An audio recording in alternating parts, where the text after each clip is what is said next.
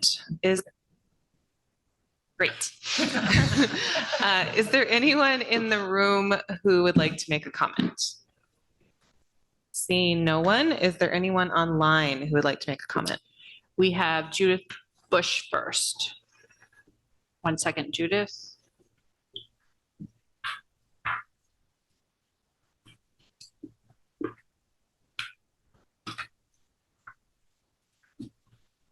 One moment, please. Okay.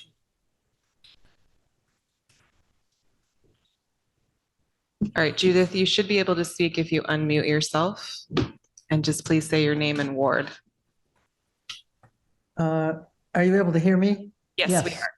Oh, good. Well, as you on the school board know, I did send a message to each of you last night, and I'm very pleased to see on the agenda that the memorandum of understanding about the school resource officer will come up this evening in the superintendent's report.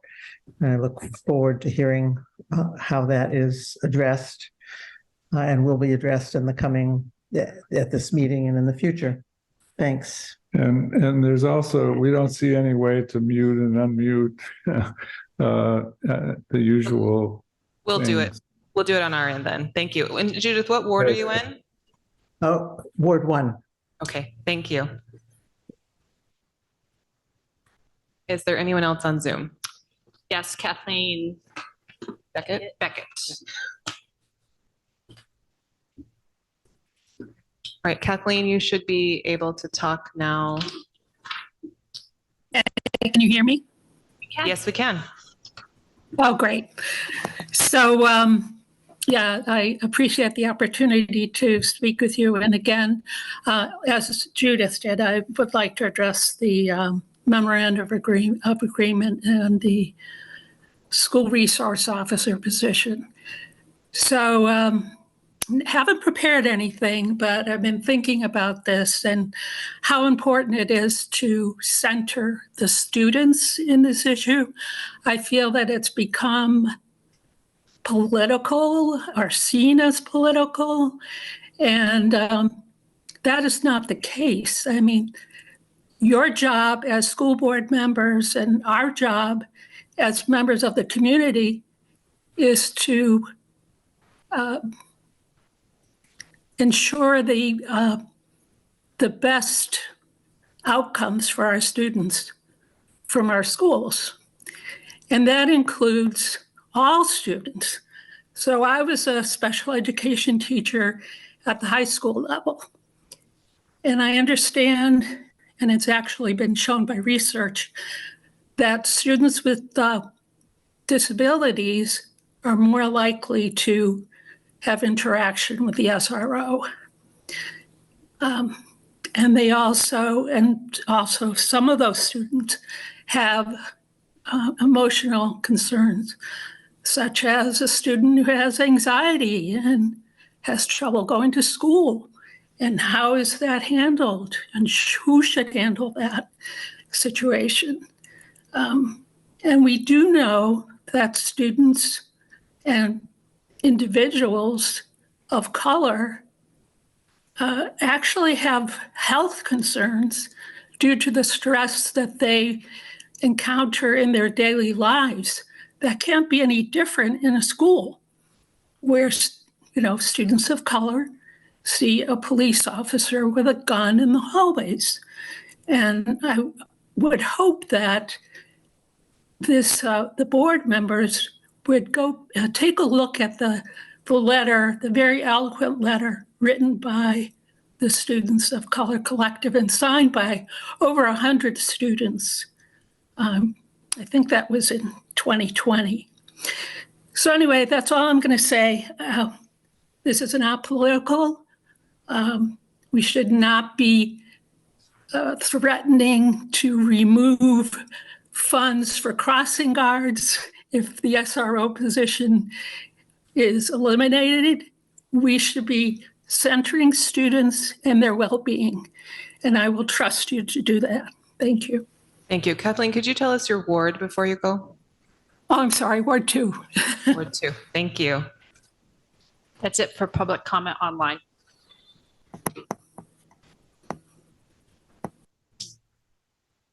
Okay, great. Is there any other in the room?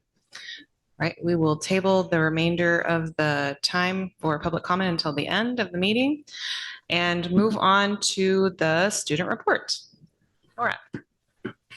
And Nora, and for everyone, just because we have no audio, if you could really make sure your mics are close and you're speaking directly into your mics for the remainder of the meeting, that would be great. Okay, perfect. For those who don't know me, I'm Nora Burns. I'm the student representative for LHS. So last time we talked, student council was planning the pep rally. That happened and it went very well. Everyone loved it. We had new activities that weren't done before, so that worked. For a day of work that student council has also been planning, we have 125 volunteers from the student side, and it was it just went very well, and we actually had to close the sign up early due to many participants. The volleyball team had a bake sale this past week, and that went very well. The students loved it. Today, actually, the juniors had PSATs, and there were some technical difficulties, so it didn't end up happening. Hopefully, everything will clear up come time for the SAT this spring. And we look to having the PSAT sometime later this October. Some of the student council members and administrators had a smaller discussion yesterday talking about tardiness and how that has been implemented more and how corresponding with the student handbook and just kind of getting the word around with the 5 tardies can lead to a detention and so on. Yeah. Thanks. Does anybody have any questions for Nora? Go ahead, MJ. So how does someone in the community go about signing up to have a student do some work for them in this day of work? I think the signups are all full now, but I know on the weekly newsletter there's a sign up link. I can look more into that, but for next year. But yeah, I think it's around there, or I think it was also posted in a news letter. It wasn't the Valley News, it was some other source, but. Any other questions for Nora? Did you go to the pep rally? I did, yes. Did you enjoy? You're new, right? Yes, I am. Yeah, so it was my first pep rally. Yeah, it was very fun. What'd you think? It was really fun. Yeah, I got to help out organizing everything and cleaning up the activities. It was very fun seeing all the spirit, especially the seniors. Oh my gosh. Good. Thank you very much. Appreciate it. Okay. So correspondence, Mary. Okay, we have 5 letters that were sent in regards to the SRO. And we have 1 letter from Jeff Kleiner. He's an official from the Football Association, from the officials, in regards to the great behavior that the students had at their football game against Hanover with one of their students. Great, so it's awesome. Thank you very much for writing the letter. Thank you to everyone who corresponded. Appreciate that. All right, moves on to the consent agenda. So we need a motion to approve the public hearing minutes and public minutes from September 27th, 2023. I'll make a motion to approve the public hearing minutes from September 27th, 2023. Is there a second? Wendy seconds. Are there any corrections or additions, deletions to the public hearing minutes? None? Okay, we're going to take a vote. It'll be a roll call vote. Tia? Yes. Jessica? Yes. I'm a yes. MJ? Yes. Mary? Yes. Wendy? Yes. Kevin? Abstain. Abstain, thank you. And Lisa, I think it's also an Abstain. abstention. Thank you. All right. That means that motion passes.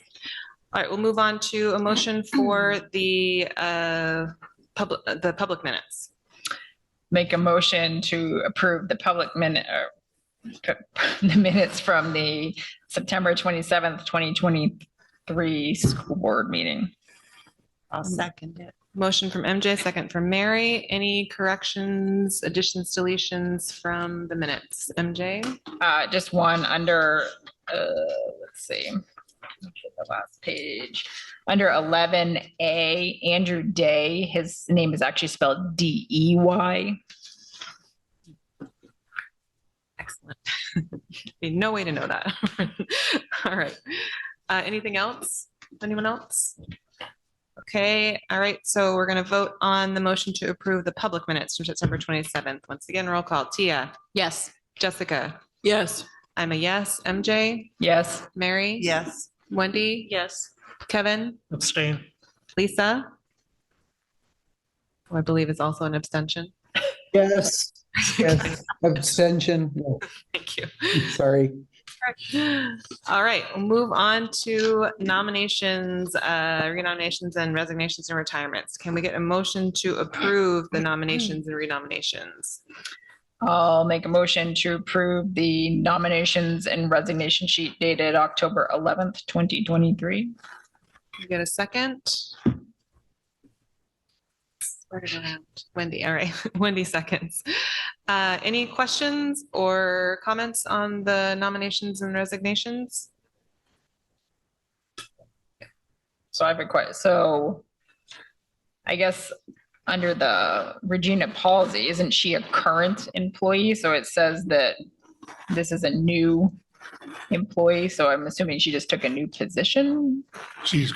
She has been a special ed teacher before. Currently, she is a paraprofessional who's moving to the special ed teacher position. So it's a new position that wasn't budgeted and is needed at high school.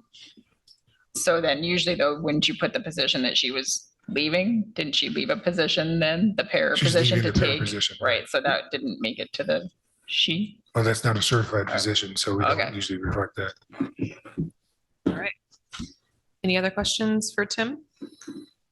With the high school person, it says 1 year only. For that Hanover Street. Hanover Street School. Right. So that's a position that the old employee just had to leave in the middle of the year. So it's a 1 year position. It's a little different than a long-term sub because that usually has like a end date beside, 60, 90 days. So this will be reposted. It's an existing position. It'll be reposted in the spring for the permanent person, and maybe this person will apply. I don't know, but this gets us to the end of the year. Okay. Thank you. Any other questions for Tim? All right, so we will vote on the motion to accept the nominations and resignations dated October 11th. Tia? Yes. Jessica? Yes. I'm a yes. MJ? Yes. Mary? Yes. Wendy? Yes. Kevin? Yes. Lisa? Yes. Thank you. Motion passes. All right. That moves us to the SAU leadership team update. Just keep order. All right, we'll go on to the superintendent. Sure, thank you. Before I dive into the reflections of my first 100 days in the role of superintendent, I would like to congratulate our two exceptional students, William Katz and Wesley Johnson, for being recognized as National Merit semifinalists. In addition, Ben Targ's recognition as a commended student is a notable achievement.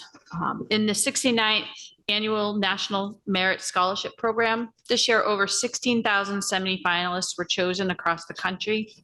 These academically gifted high school seniors now have the opportunity to compete for 7,140 national merit scholarships totaling nearly $28 million, which will be awarded in the spring. To be considered for a merit scholarship award, semifinalists must now fulfill specific requirements to advance to the finalist stage. It's worth noting that approximately 95% of semifinalists are expected to achieve the finalist status, and around half of them will earn the prestigious title of a National Merit Scholarship. We sincerely congratulate all 3 students and wish William and Wesley the best of luck in their journey. So thank you. On to the 100-day reflection, which is included within your packet.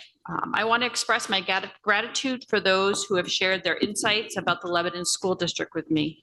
Since July, I've had the privilege of engaging with our students, teachers, parents, guardians, support staff, community members, and numerous organizations.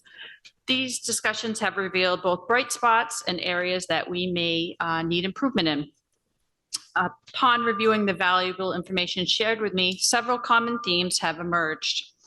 These include the pressing need for a comprehensive district communication strategy, increased visibility within the Lebanon School District community, and the creation of more opportunities for innovative and in-depth learning. The 100-day plan evaluated several key areas. The first, which is rigorous teaching and learning. The Lebanon School District consistently performs at or above the national state average. We take pride in our academic achievement and strive to increase access and performance through traditional course offerings and extended learning opportunities.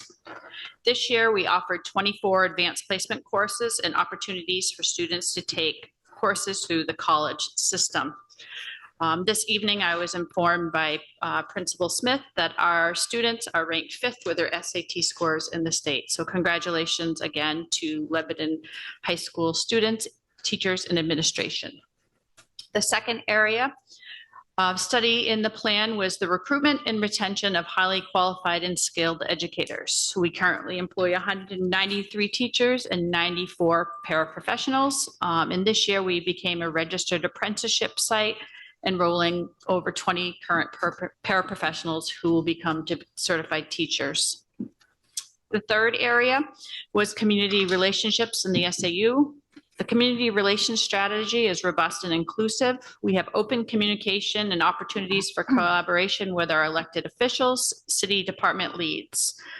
Last month, we started a monthly PTO lead meeting and will continue on as it was well received.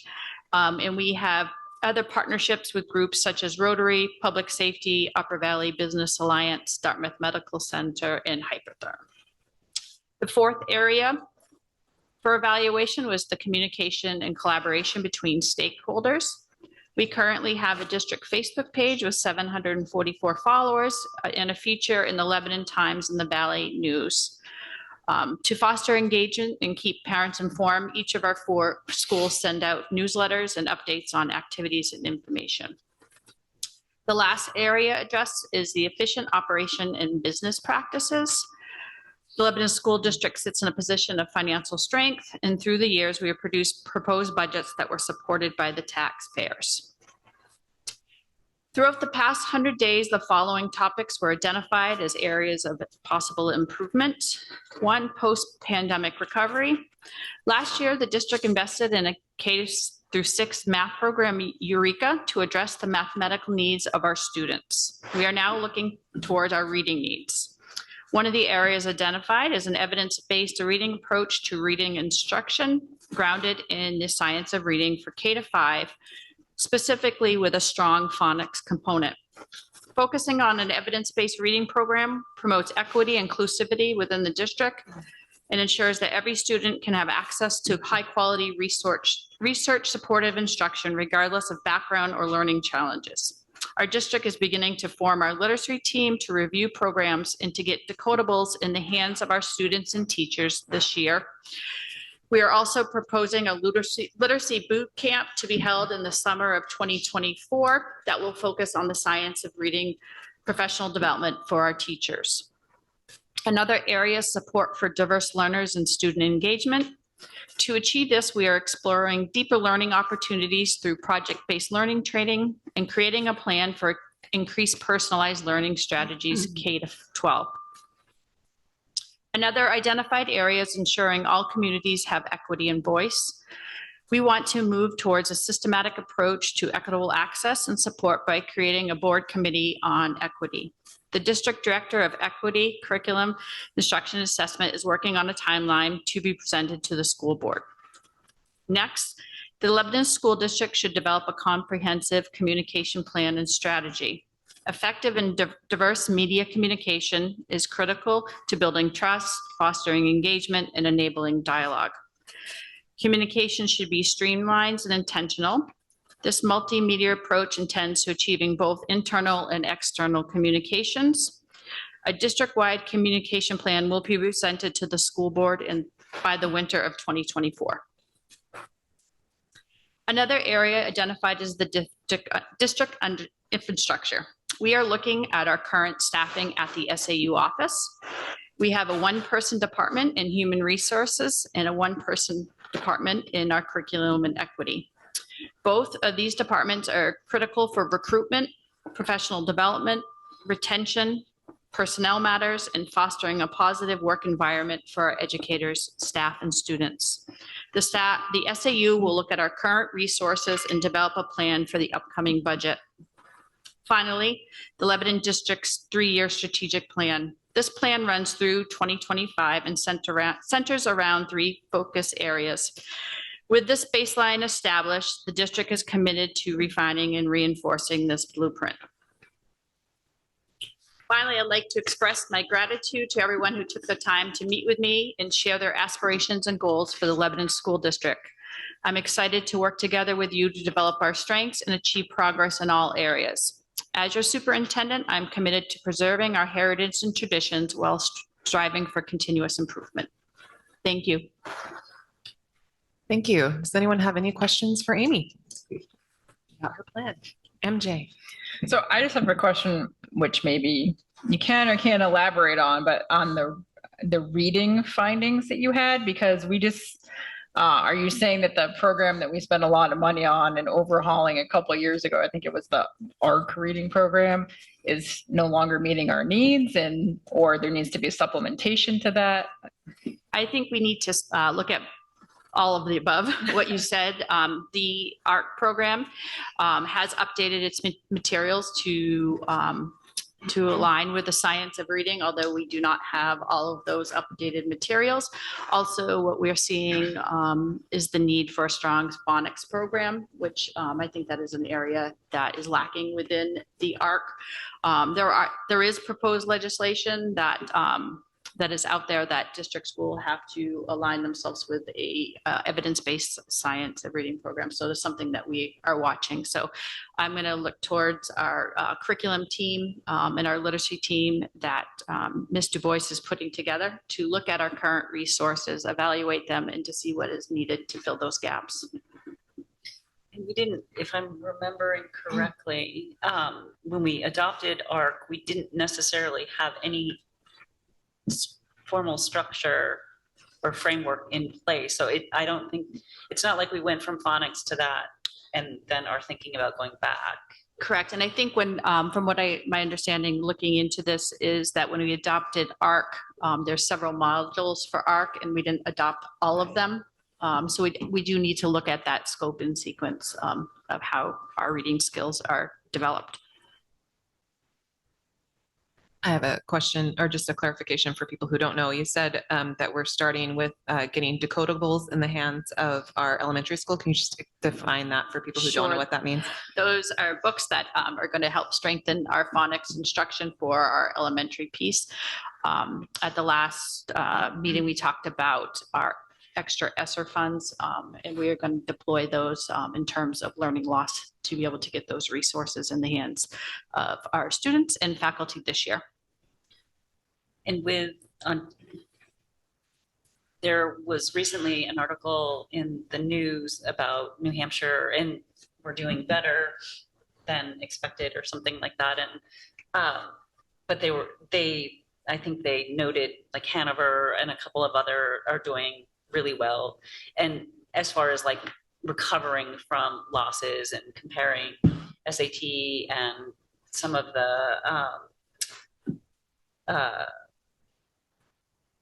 is it SAS? Assessments. Yep. Testing.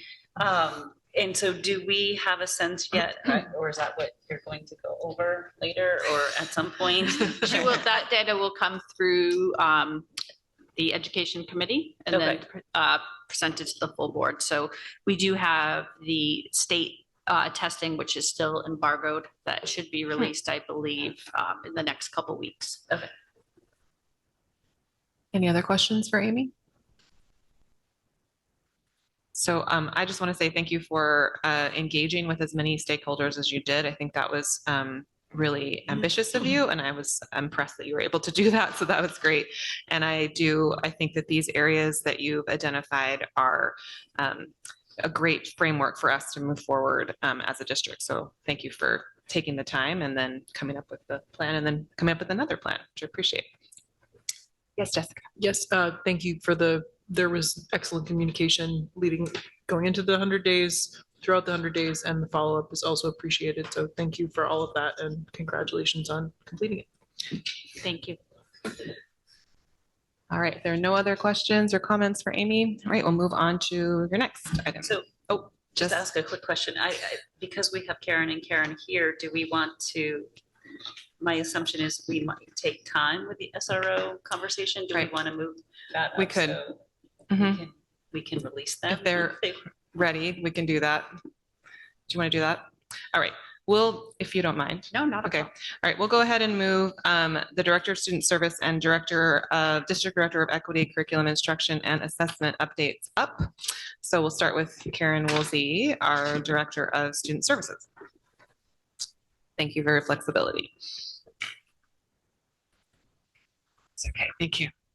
So I'm here for one purpose this evening, and it's to go over the proposal for a special ed family liaison position that we did discuss last week at a committee meeting, and I was bringing it forward today for your consideration to see if we could initiate this position. It's a pilot of sorts, and we would be funding it through the federal special education grant, because it's a position to support families with students who are going through eligibility process or on an IEP, so that they have equal access to understanding and communication what that process is all about. We do have families that struggle with that, and this looks like a good way to try to reach them to start. Thank you. Does anyone have any questions, or does anyone from PNN want to say anything additional about this? You don't have to. We had a very good meeting about it, and I think we all felt very supportive of the position and of the process that led to its creation, and are very excited to have the board move forward with it and see the results of its implementation, assuming it is implemented. I think one comment that came up is just right now it's slated for 8 to 10 hours a week, and seeing that there's likely more demand than 8 to 10 hours a week. So it may grow, which hopefully is a good thing. Yeah. Will it continue to be funded out of the grant if it does grow or change, or does it eventually end up in the? Well, that's one thing. I mean, I postulated at the PNN that, the grant is a two-year grant, so we can fund it at a certain level to see if it works. But if it grows to the level that some people on the board think it might be, it would have to be, you would probably see it in the general fund discussion, not this fall, but maybe next fall, or at the most 2 falls from now. But I mean, if it's a full-time position, it's more like $100,000 instead of $16,000. So if you love it, you're probably gonna have to own it. Yeah. Okay. Any other questions for Karen? With the number of hours that you anticipate, how easy or difficult will this position be to fill by somebody that you feel? Well, we're fortunate to know of a couple of people who are interested, who have experience working in mental health and working with families. And I think that that's where we'll start, is to see who is interested once the position is approved. We did a lot of thinking about it basically what's happened is that it's a position or it's a service that often comes through mental health, but the focus is not on special education, but those case managers end up helping our students. And I really believe in a bridge from the school to the families as opposed to having another entity build that bridge. I think that's up to us first to reach out. And I've actually done this in the past in other districts where we've had liaisons to our families. So there are a couple of people that are interested, one in particular, and we'll advertise as soon as I get approval and go through the formal process just to make sure. Karen, Yes. are these individuals, have they been trained as an ad light person for? They're professional mental health folks. Okay. So they've got the skills that you would need to do this work. Thank you. Yeah. So if it's paid for by a grant, but would this fall under one of the CBAs as no, if they were hired, or is this an outside of a CBA position? The reason why I advocated for it going to personnel negotiations and then here is that we don't have, what's not, I don't think in here is the job description that Karen created. We talked about what her vision was, and it's not a job description of a paraprofessional or a teacher, certainly not a custodian or maintenance. So it would not be in a CBA because it's really not a position that is covered by any of the CBAs. So, and with such low hours, are they benefit eligible, or is that also a non-benefited position as well? It's non-benefited. We don't, for the non-union people, we don't give it benefits until you're at least 20 hours, and then it's prorated. Can you explain to me why a mental health person would do this job? Someone with social services experience or mental health experience or social work experience would be appropriate, because those folks usually have training to work with adults who might not be regulated and might need advocacy, but appropriate advocacy for them to help them speak up and have a voice. And that's what mental health people do and social services people do. So that would be the kind of professional that we would look for, who would be interested. We don't currently have somebody that would. Karen's doing this job. As you meant before, there was a couple people working at the mental health center that acted in that role, and those positions remain vacant. Yeah, one person retired, and so you just if someone is assigned to one of our families, that's great, but it's not an official role from mental health, and I would like it to be an official role. And in terms of like social work, our social worker works and supports all children, and so her focus is not on special ed, and I want someone who knows the special ed system and can help a parent navigate it. And then afterwards too, help with communication with schools. Any other questions for Karen? Okay, so I think we need a motion. We need a motion. Someone like to make a motion? I'll make a motion to accept creating this special ed family liaison position how do we define it beyond? I'd say paid by IDA. Paid by IDA for this current For the duration of the grant. For the duration of the grant. Of the grant. It's a 2-year grant. Jessica. Okay. Okay. Jessica seconded first. Did you get, Kamala, did you get okay. Before we move on past the motion, let's make sure we have it actually written. And Jessica seconding. Got it. Okay, thank you. All right, so we're gonna do a roll call vote on this. All those in favor? Okay, that's one question. Oh, so when does the grant expire? You said it was 2 years. Is it 2 years from today, or the grant's already been issued? We have a grant every year for IDEA, which is our federal special education grant. It lasts for 27 months. So we're usually managing 2, sometimes 3 grants as they roll over. So it's basically a continuation every single year. It's not something that you have to qualify for. We get We have to build a grant and a budget and get approval, but it's automatic. Is that good enough? Pretty confusing. Yes, it is. So she got awarded a grant in July and it may not all be allocated yet, and she could write an activity that gets approved in that particular grant, and then you can write the activity in the next grant you get for next year, but the Right. one we're in now is still going on. So And I can amend at any time. the thing is that it's a finite amount. So our IDEA grant is, I think, just under $400,000. So when I talk about if it's going to be a big, I mean, we do other things out of there, including paying some teachers. So it's not big enough to do this as a full-time in perpetuity. So I guess then is the motion Should we correct put- as written? Because she said it as the grant end or until the grant ends, but it sounds like this is a revolving grant, but it's leftover money. So the grant's not really ever ending. I don't know.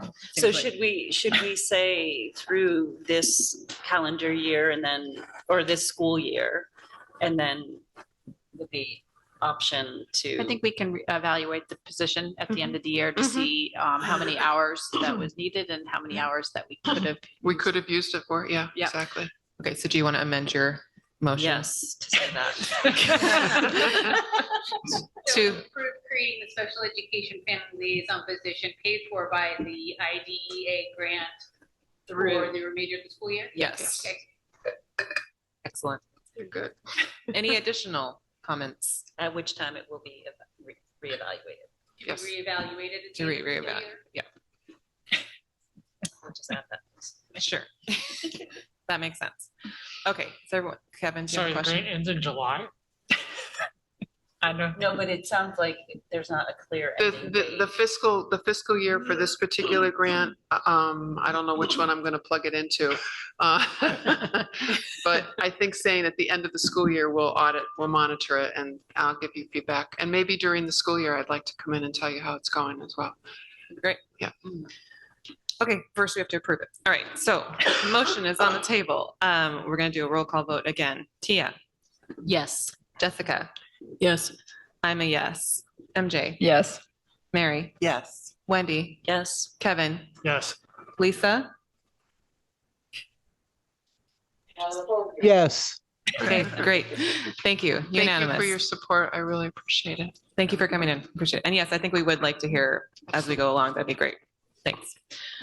All right, we will move on to the other Karen, District Director of Equity Curriculum Instruction and Assessment. Hi there.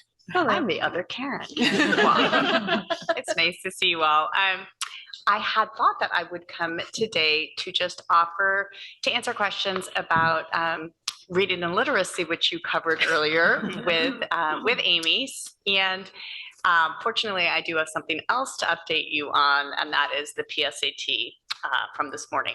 As you may know, we were excited to offer the PSAT for our 11th grade students during the school day this year, and that was a shift from prior practice. In past years, we've done a Saturday administration of the PSAT for our 11th graders who wish to take the test for the purpose of qualifying for the National Merit Scholar. And as you heard, we've had great success in the past, including our 3 students who were recognized this year, 1 commended and 2 current semifinalists, as Amy said, out of 36 kids who took the test last fall. By offering it during the school day this year, we are proud to say that we had 97 students registered to take the PSAT this morning. However, despite that really wonderful positive news, some things went just slightly sideways. Initially, we thought that we had a bandwidth problem at our high school with students having difficulty logging onto the system, but it turned out to be a problem with the College Board itself. So their platform, this is the first time that they're running the PSAT and MSQT online. It's their first time launching something they call their test day toolkit, which is sort of a pre-packaged set of questions onboarding students at the beginning of the test. That was problematic, I gather, and so things went south. As you may have heard, this happened affecting school districts all over the country and throughout the Upper Valley. Some folks were able to continue and soldier on and get some of their students through the test.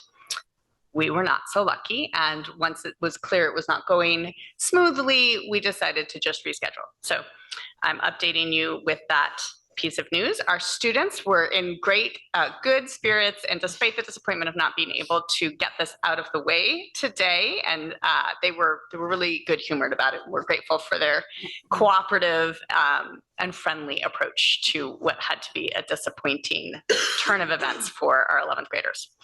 We have a goal date in late October, which I'm not prepared to confirm right now, but we will firm that up in the days ahead and make sure that families are informed as soon as possible. That's the update. Things don't always go according to plan, but I'm still very glad that we're able to offer this opportunity to our students during the school day, as it really does encourage improved participation. Karen, is the plan for the late October date to also be during the school day? Yes, it is. The plan is for it to still be offered during the school day. We're trying to make sure that we strategically wait just a little while to make sure the College Board has its system running, and we're going to be in touch with them to make sure that they can reassure us that we'll have a smoother pathway when we do this in a few weeks. So will the SATs also be in this format? So are we also being proactive? That is a great question. While they can always shift things on us, happily, the SAT has been given in a digital format for quite some time. So we don't anticipate that there would be any particular reason to expect problems this year with the SAT. Go ahead. It's been a while since I've done this, but is there a cost associated with taking these tests? That is a great question. And there is a cost associated with taking the test, but in the state of New Hampshire, the SAT is used as our statewide testing. So that alleviates students of the burden of the cost. But PSAT, there's a cost. Pardon? PSAT, there is. There is, you would think that I would know whether we cover this cost for our students, and I don't off the top of my head know the answer to that question. I'm guilty of checking out at home a little bit. I think families have to only do though when they're sophomores. When they're sophomores. So we do when all of our students take the PSAT as 9th and 10th graders earlier in the year, in their school career. Those opportunities to take the PSAT don't count for the National Merit Scholarship qualification. That has to be done in the fall of 11th grade. So I'm sorry, I don't have a ready answer for you about whether this 11th grade opportunity carries additional cost. But that I can find out for you. The other question to find out is if there's a student, just from like an access perspective, I wonder if College Board offers certificate or scholarship or something for. I believe that they do. There are avenues to pursue for all students to have an opportunity to take these locally tests. The guidance counseling office has ability to offer like coupons or discounts based on things like free introduced, which obviously it has to be self-reported by the student. We don't keep lists of who's eligible, but there are opportunities to take these tests for free or really reduced. And it's $18 this year. Just FYI. Any other questions about this or really any other topic you'd like to ask me about right now? Great. No? Thanks very much. Thank you so much. Appreciate your time. Okay. Brings us back to 8B8A2, discussion of the MOU with the LPD. Thank you. So last school board meeting, we got to hear from Miranda Collins, our school social worker or district social worker, and Greg Partham, the SRO, to talk about their collaboration and work to date. As you know, the current MOU with the police department is set to expire at the end of February 2024. I included that within your packet. I thought it would be a great time for us to start looking at the MOU as this is nearing its end. We also have a budget season coming as well. So I wanted to take this opportunity to get feedback from the school board. And I want to thank the community members who took the opportunity to write in and address the concerns. Okay, so probably the easiest place to start is with the MOU itself. We have seen it before. It's been revised a couple times. But I think if we just sort of talk about that first, if there are parts of the MOU that you would like to address, you'd like to ask questions about or have concerns about, anything going forward would have to be any changes going forward would have to be negotiated. We'd have to talk about them. So it's important for us to know what we want, what we don't want. So, and Wendy and the MJ thing. So when I was reviewing it, the first place I sort of stopped with it is the mission. And so the question I guess I had for my colleagues around the table is, so it states the mission is to form positive relationships in order to reduce and prevent school-related violence and crime committed by juveniles and young adults. And it states that as the only mission of this agreement. And so my curiosity question, my wonder is like, does this mission statement actually capture what we intend, or since its inception way back when, has our mission changed? And if we change our mission, how does that impact the rest of it? Is sort of where, that's my first question and stopping point with it. Okay. Does anyone want to respond to that or have a thought on that? Or was that a place that you also had? I mean, that was, for me, that was also a place that I had a question because and sort of a larger question, not just there, but in other places, as we were listening to the discussions of how the social worker and the SRO interact in our last meeting. One of the questions that I kept coming back to, and again, came back to it as I was reading this MOU, was, is the way in which they are working actually the way in which the program is supposed to work, or is the way that they're working together part of this mission? Because it doesn't really seem like it's part of this mission. They mention the social worker only once in this whole discussion on page 5. And yet it felt like the ways in which the social worker valued interaction with the SRO had to do with visiting parents and family visits, and that wasn't something that was even talked about really very much at all. So that was sort of one of my questions. So I think to go along with that and to get at Wendy's mission question, it'd be also helpful to kind of know how the day-to-day operations are. I think we had a great overview of how the data operations are happening with the district social worker, but there's, the way this is written, there's a lot of interaction with, well, principal, which they're technically, should be available to all 4 schools. So it should be principals. We all know that he has been more stationed here at the middle school.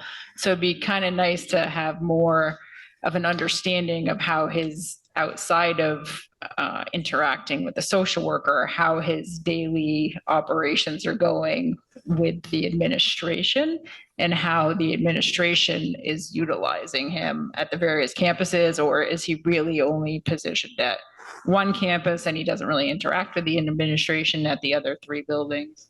I did think at one point during this discussion, we did have a letter from him detailing some of that information. So we'll need to go back and look. But now we don't have the current information. Right, from him, right. But I think we also need to hear from our principals and our assistant principals that are in charge of discipline at the schools. How are they utilizing the SRO when things come up? Like if someone has been reported vaping or, using drugs on school campus, how did they integrate him into their process?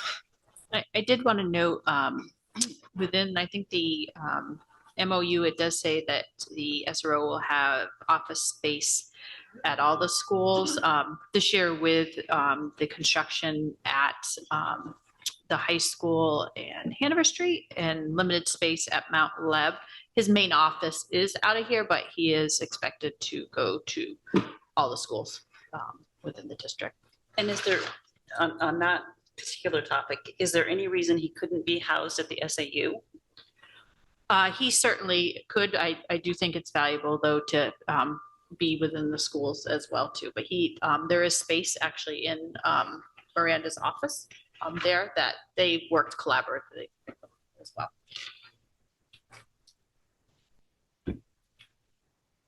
Other points? I had some, yeah, I agreed with the other points you guys brought up.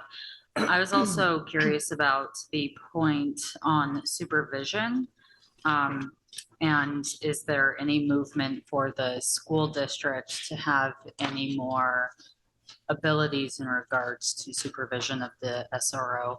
The way it's written, it seems like the police department has a lot of power, and the district where he's housed in, like he's working in here, but it doesn't seem to me like there's a lot of power in our part or a lot of oversight with that. That was one of my questions also. And also it spoke about meeting once a month with his supervisor. Like, who is that supervisor? It doesn't really say. Yeah, it goes back and it was the chief, but it goes back and forth between saying a supervisor or the chief, and it doesn't really delineate which is which or if they're the same person. So yeah, that's a good question. Well, and the same thing on that says with the principal too, but which principal? Is it all four, or is it just the one in the school that he's been using that month? And do these meetings really happen? And the other part of that is the oversight, which I think is huge. And if he is spending more time in one building than another, we should be part of that meeting so that we can see how he formulates with his supervisor, whoever it is, working with those kids or those families so that we know what he's doing, because we have no clue. The district, you mean? The district, yeah. Yeah. I mean, I have the same oversight question in G and in 9. Sorry, G, I don't know which, 2G or 5G, sorry, 5G, enforcement, yes. It talks about that we just have zero oversight. I think it's sort of that's one of my big concerns is that if we're paying half, there's no oversight as far as evaluation, except they may or may not tell us whether we can evaluate, and then that doesn't factor into the evaluation of the person at all and of the position at all. And so I just am concerned about that oversight. It's always been one of my concerns, but I think I continue to have that concern. Jessica. I was curious about the training. This is item C. It says the SRO will be certified for the following approved NASRO courses as soon as practical. Basic SRO and adolescent mental health. I was curious about whether that's happened. It has. It has. I also, though, was interested in just those being listed. I understand that it's an active point of discussion about how much training and in what matters SROs are given training. So that would be a point of interest. So I do believe in that same letter, which I will now endeavor to find, that one of the things that was listed was the current SRO's trainings, which were in addition to this. But I think your point is well taken of the position in general. It seems that's sort of the bare minimum of training. And is that what we want? Is that what we want to specify? That's a good question. So go over my list, just run down it quick. So on page 2, under goals and objectives, the most compelling ones for me were number 7. But my question is, with number 7, like how much time does he actually spend responding to, mitigating, resolving active and imminent threats to the safety and security? Do you know, so like that sense of like, what is he doing? How much time is he actually spending with those things? And could another responding officer accomplish the same thing? Why or why not? If sort of the questions that are coming up. 9 and 11 seem to make sense to me. Number 12, I was like, do we actually do this? Wendy, can I comment? Can I just insert something into to tag along on that? Yes. So And 12, is that what you're? going back, I just didn't want to lose this thread that I think in the discussion with the SRO and I can't remember the Social worker. the social worker, those positions. One of the things that was interesting to me was the sense that the presence of a police officer in home visits was of benefit for the personal safety of the social worker. I thought that was a very relevant and interesting point, but I was also curious about whether it was what that might look like in the absence of an SRO position, were that to be changed, so I was curious about how that happens, whether that's an SRO specific thing, what the relationship between these things is. So I just wanted to tag along on that point. And then under organizational structure, my concerns were about supervision. It seems like that section in general is problematic to me, and definitely should have a more collaborative feel to it or sentiment to it. Under 5, under guidelines, again, section B, under selection, and it seems like, or my wonder is, should this happen annually or every time the MOU is renewed? Do we really want to set up an indefinite time period? Do you know, like, and it should be mutually agreed upon. I was looking at a sample MOU, SRO MOU from Massachusetts. You can access it from the Mass government site, and they actually have some better language around some of these things, I think. So if we do look at revising that, we might want to pull a few samples to see what wording makes sense to us. And I'm assuming if it's put out by the state of Massachusetts that it's been vetted. So it's not just somebody coming up with something random. So that might help inform us of what's possible. Under school district responsibilities, my question was, which I asked before, can they be at the SAU office where the social worker is housed? Under quality assurance, this would need to happen and include all principals, since clearly needed at all schools. So that's what MJ already alluded to. Under evaluation, I feel like that needs to be completely rewritten and not advisory only. Our role should not be, I don't think. I think we need to add language around the process of filing complaints. And if the SRO is, especially if there's investigations that involve the SRO, I think we should receive any results or participate in those things, like some way, some checks and balances, some opportunities to say, even if we decided that, like, yes, we want to continue with SRO, if a particular SRO now or in the future isn't working for us, what do we have for a say? How do we evaluate that? I just had a clarification. I was taking notes under quality assurance. What was your comment there? I apologize. That similar to MJ's, that we need to include all principals. Okay. Schools. And we don't know if it's happening. All schools, yeah. And we don't know if it's happening. Yep. Thank you. Anything else?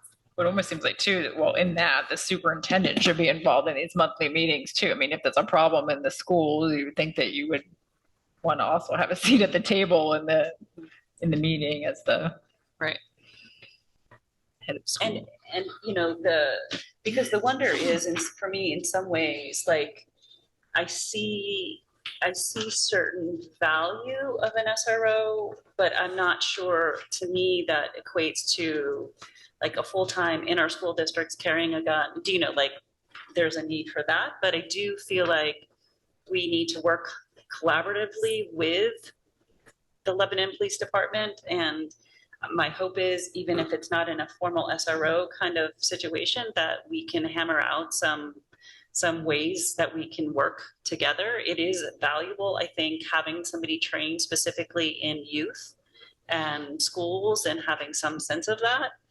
So, you know, I wonder if they've ever considered like changing that from school resource officer to a community resource officer that is available during the hours that we're, you know, like not necessarily putting somebody out on the like patrol kind of thing, you know. But I think there's other things within the community that they could do. It doesn't have to just happen in school.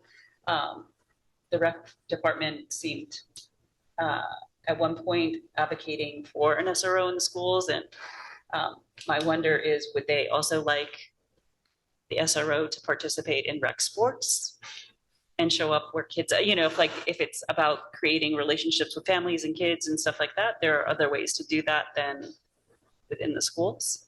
So expanding thoughts around that. Thank you. I have, do you have, Tia? No. I have a couple of questions if we're going to go through the list of things. Going back to goals and objectives on page 2.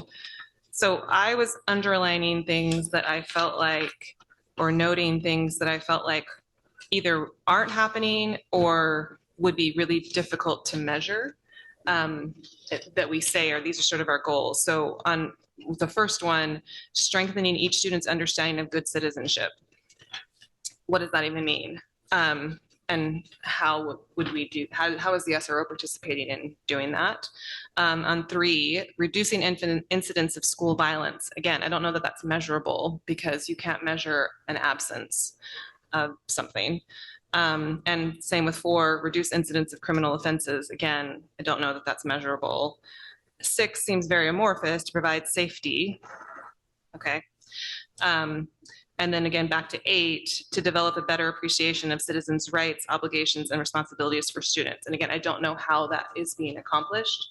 And if it is something that we want as one of our goals and objectives, it feels like then it should be something that we can see or measure. I've already mentioned the questions I have about oversight. And then jumping to D on page 4. So again, these are duties and responsibilities, and I was just kind of noting ones that I felt like had questions about or wondered. C, providing team teaching. I'm not sure we've ever mentioned if that's actually happening or has happened or happens regularly.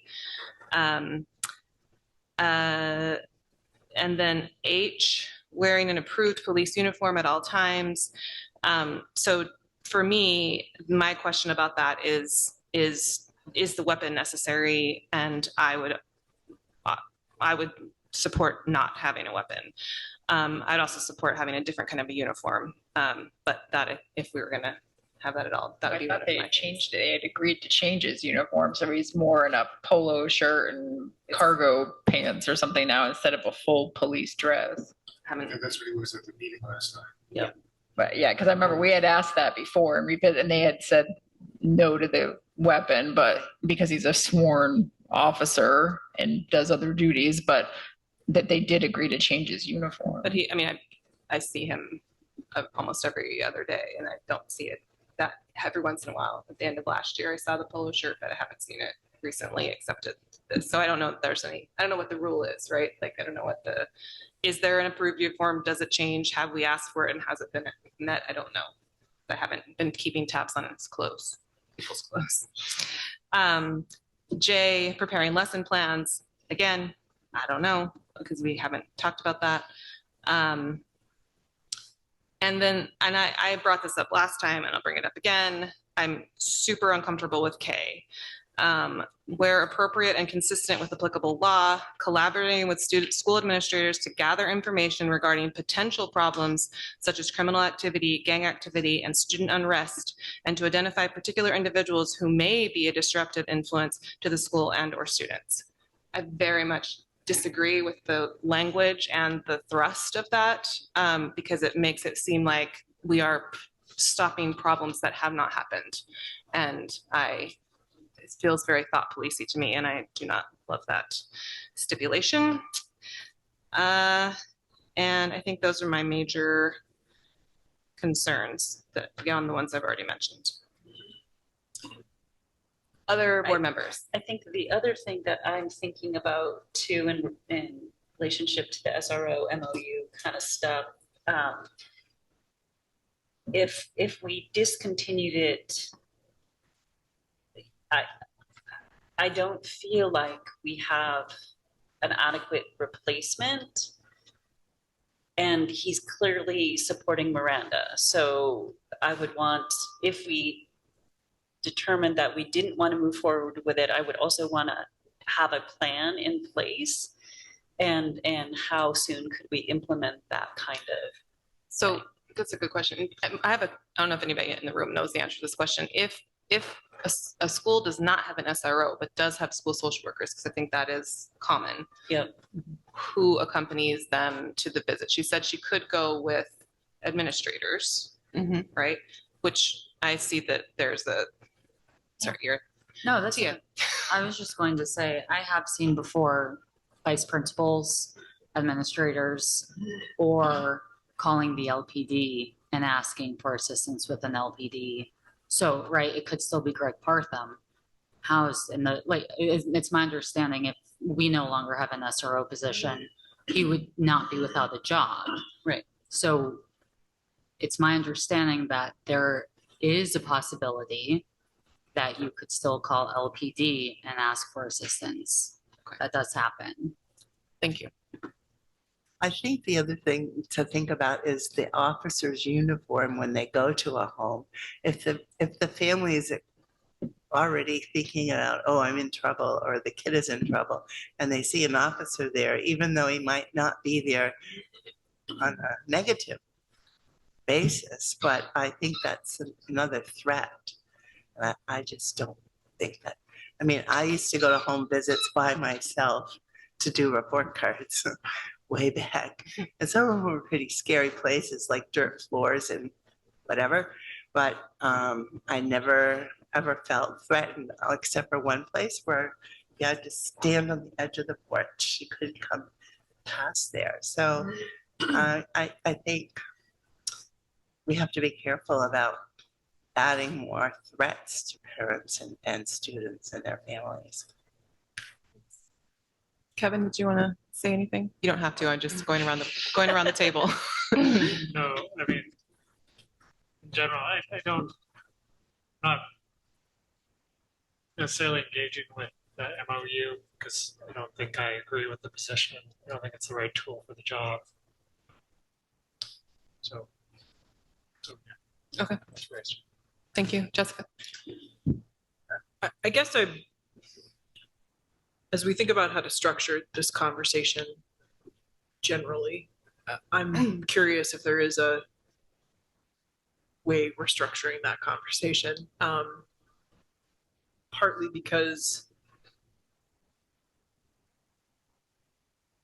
I would be curious to understand a world in which we don't move forward, we don't budget for the SRO position. What does that world look like? And what are the issues that arise from that world? And what are the aspects of it? So, and I'm not sure how to have that conversation, how to sort of reflect on the important aspects of the work that the SRO is doing, or that the important functions that are being filled by the SRO, how to reflect on that and be supportive of important things in an appropriate way, while also sort of reflecting on whether this is the correct direction. So I mean, I think that's a good question. I think the problem that the situation in which we find ourselves as a board is that we are never going to have the sort of, here's a set of pros, here's a set of cons, and here's what we get to decide, right? We are always moving in a place of, there are many competing factors. There are many pieces at work. There are people who will agree with one side of set of pros and people who agree with another set of pros, and vice versa. So we are sort of in a position where we have to gather information, which that's where we are right now. I think that was the other question that I was going to sort of, other implicit question in what you're asking is, where are we in this process, is gathering information, deciding what to do, what the next steps are. I agree. I think that there is, any kind of information that we get is going to be helpful, but some of this, in the sense of what would happen if we don't have the position, is going to be surmising in a lot of ways. We're not going to know all the things that we don't know.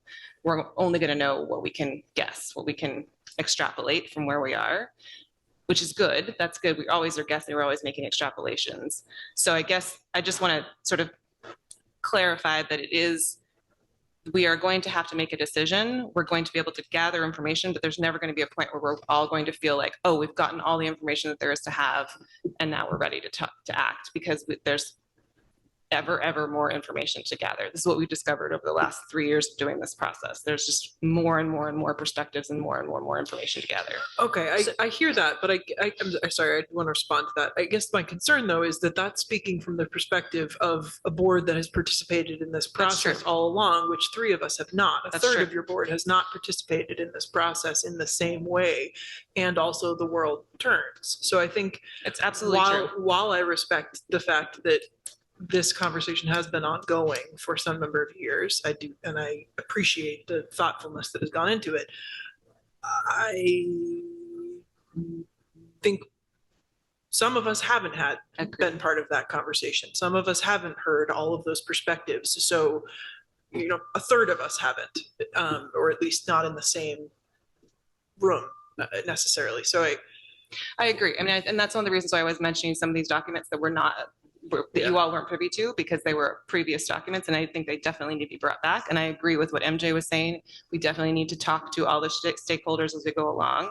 I'm not saying we're not going to do that. I agree that we should do that, and I don't want you to feel like that's what I'm saying. No, I hear. I just want to make sure that we're all that's said aloud. That I think that, like, just because we've had a lot of conversations previously, I think we do need to allow a forum for those conversations to take place again. For example, I think I am sort of gathering from bits and places that there have been various statements of,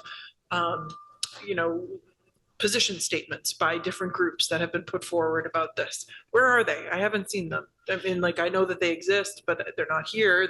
So where are they? I know that they exist. I don't know what they say.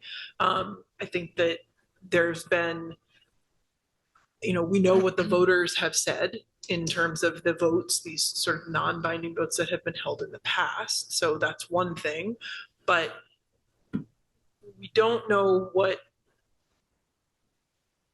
we haven't had a conversation with the administrators in the schools or the superintendent other than in this forum right now.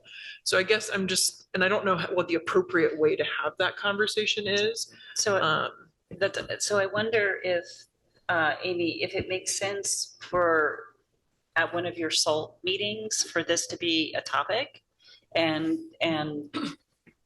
you guys have the opportunity sort of to think through that role and what a possible plan could be if this exists or doesn't exist,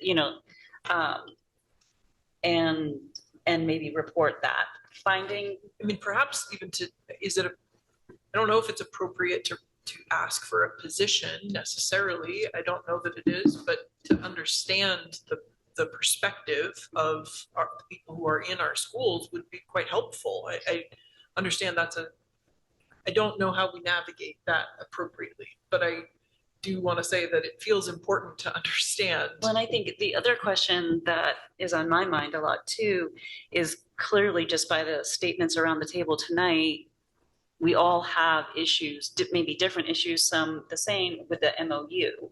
What we don't know is, like, if we then present an MOU to the Lebanon Police Department, if they're just like, these are absolutes, these, like no good, so.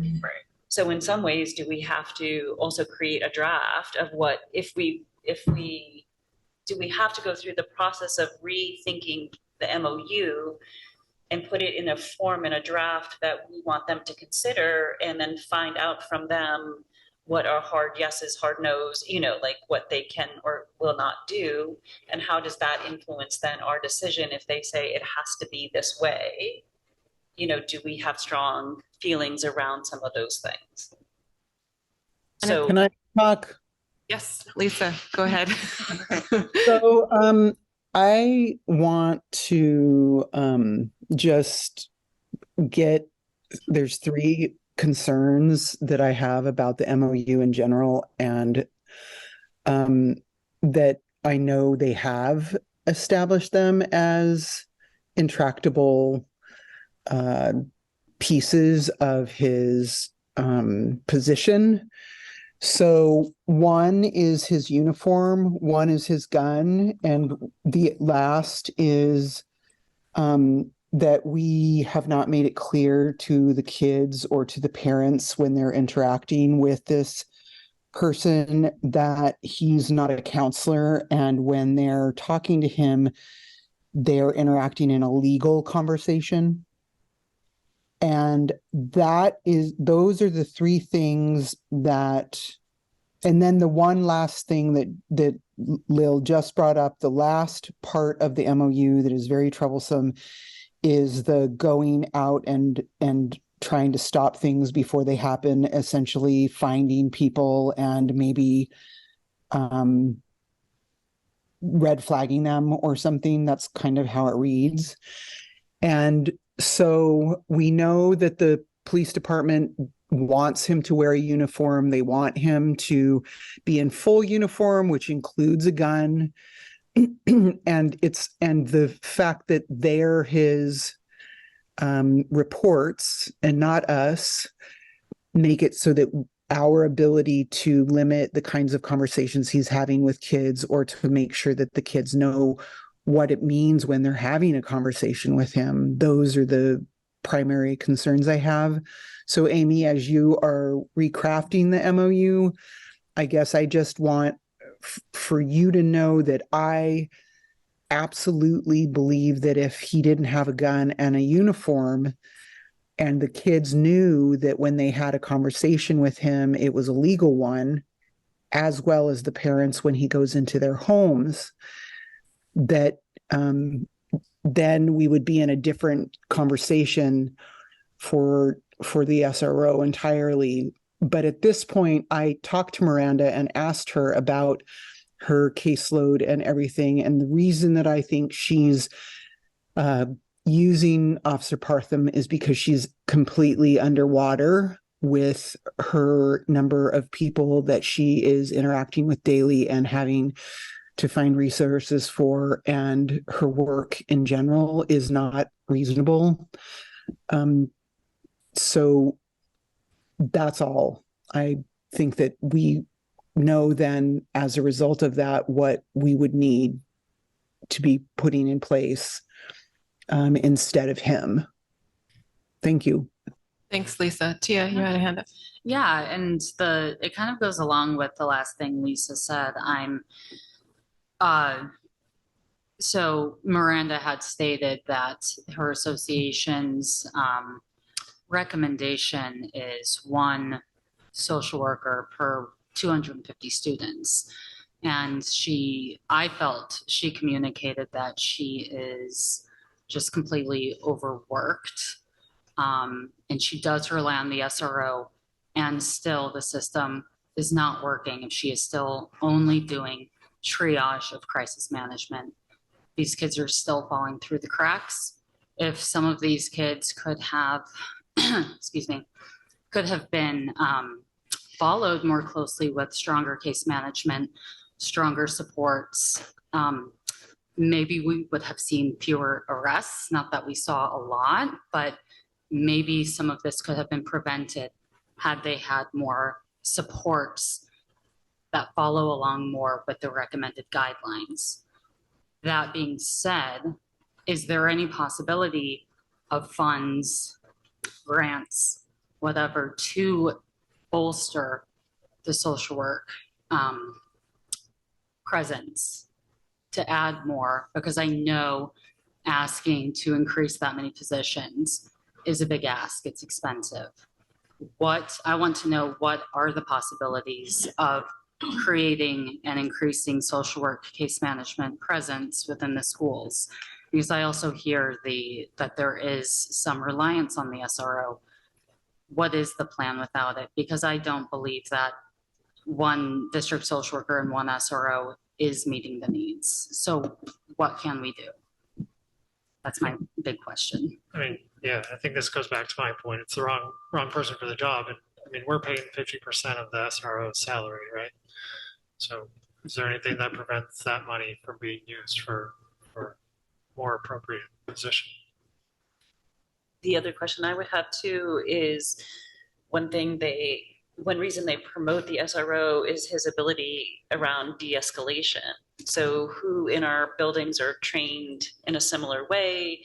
You know, do we have response teams in place in each of our buildings to help with de-escalation?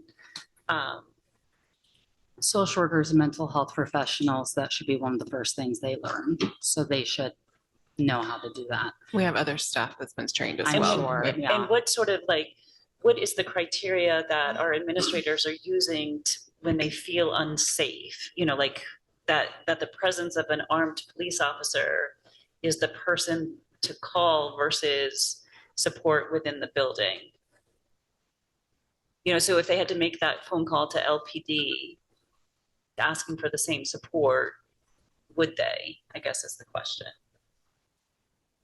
Would the LPD come and provide that same support? No, if they are administrators or whomever's making that decision that they feel unsafe to the point where they need to ask for Greg, would they also make the same ask of a LPD if we didn't have an SRO?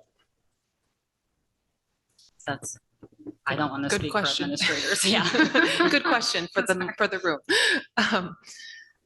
So, Amy, we've given you a lot to think about. Where are you? Where do you stand right now? I believe I need another meeting with the police department to talk about what their non-negotiables are. I think that's really important. We have a SALT meeting tomorrow, which we can start the conversation. I do think it would be beneficial to have the administrators come in to the meeting at some point to discuss their use of the SRO when.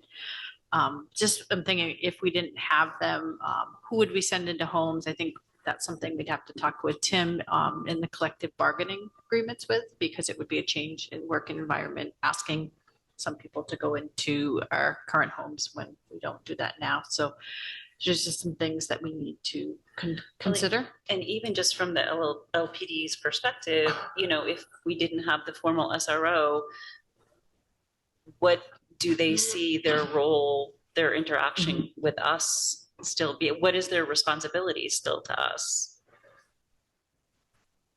Or I guess, or tagging on that though too, what is their bandwidth? I mean, obviously having a dedicated employee of the department to us during our business hours is going to be a quicker response rate than if you just get thrown into the normal patrol call cycle. So I guess I can certainly find out. Last time we had met, they are understaffed, so they are short officers. So that is something to consider. I mean, we can consider a joint meeting with the police department if that is something that the board wants to consider, or I don't mind meeting with the chief and then bringing in the principals for feedback as well. So just for people who are listening, SALT is the SAU leadership team meeting. Correct. Right. It comprises of the school building principals and district leadership staff. So as far as the only tricky part of this, another tricky part of this is timeline, because the MOU expires in February, but we have to make budget decisions for this coming school year by November, whatever that meeting is, November 18th or something, right? Is that our big budget meeting? That's correct. Not that I want to make my life harder, but that is when we do it, but up until the budget gets posted, Which is in December? which is January. January, okay. So if I put it in there, for example, and you guys want to debate it throughout the holidays, you still have time. Okay, good. Thank you for clarifying. I just wanted to make sure we knew timeline wise. Because we'll be having these ongoing discussions about all things budget between now and when it's posted. Okay, so we're not this is not like a resolution meeting, right? This is getting things out on the table. This is meeting. helpful. I can start drafting this, but I think it's really important for us to connect with the police department again, as I did with you folks tonight, is what are their concerns with the MOU? What are their non-negotiables? Well, now that you're clearer about where our concerns lie, just, these are, if we continue with the MOU, these are likely the places that things would be altered. Correct. And we'll, if they're open to those things, then we'll look for appropriate language that clarifies our position. But so there's a couple of different, going back to what Kevin's point, there's a couple of different ways that this goes eventually in terms of action from the board. So we can act and we get to decide, you all make motions and we vote or don't vote up or down on them, but actions to extend the MOU, to revise the MOU, to not put the position in the budget at all, to put the position in the budget. There's a bunch of different ways that it goes after this. I have a question about that actually, because the final item says that any modification or termination of this MOU shall be mutually agreed upon. Yeah, I saw that too. The LPD. So I guess that seems to me that actually the only action that we could take unilaterally without LPD being in agreement is simply to not include it in the school budget. So I don't know that we are actually looking at those precise actions, because if we sort of voted at some point in the next few months to say, yes, we're going to, extend it, or, or we're going to vote to not extend it, it's not meaningful unless the LPD has sort of agreed to it. And so that's a good point. This has been that clause has been in this the entire time, but the last time that this happened, the last time that the MOU was extended, it was simply, we decided to extend it with some revisions. The superintendent went to the LPD, they agreed to the revisions, they signed it, that was the end. So it wasn't, so your point is a good one, that that shouldn't have been how it happened, but that is how it's happened in the past. So I don't actually know if that line, we have not acted as if that line says what it says, but that's common that we do that where we don't really read. So that would be a good question for the LPD, if that is in fact something that they agree to. I don't know if we even agree to this, because it does make it seem like we have even less control over it. That's not how I read it. I read it simply as if we don't want to continue the SRO position, we simply don't include it in the budget and then it's over. Right. That was sort of the way that I read it. Mm-hmm. And that the termination should be mutually agreed upon was an interesting one. But yeah, I guess if we were to modify the MOU, I feel uncomfortable with the fact that we could not, according to this, we could not terminate the position at any point, which is interesting and uncomfortable. Yeah. It just sounds to me like when you're in it until the end of it. I think that's what he's saying. So, Yeah, which is a little, I guess, not having any recourse. I mean, I suppose you always have recourse because you could mutually agree to terminate something. So it's just an interesting. Yeah, that's phrasing is problematic. I agree. Mm-hmm. Anyway. Okay, anything else? Yep. Okay, great. Move on to Tim, business administrator's update. Speaking of budget. So we're in chapter 3.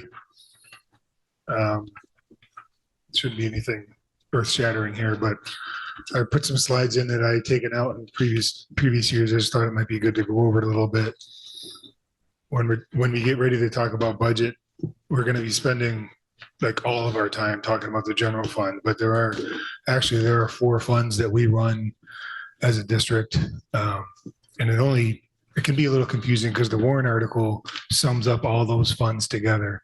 So you'll be talking about a general fund number, which is one that drives your taxes, your local taxes, and it might be $50 million. But then, you'll see on the warrant, it'll say $54 million or something. That's because it's all these funds included. But the food service fund is obviously everything we do in food service is in that fund, including the revenues and people paying their for their kids' food and the money we get from the federal government. Grants and special revenue, that's IDEA, title funds. Those are all monies that come from your federal taxes.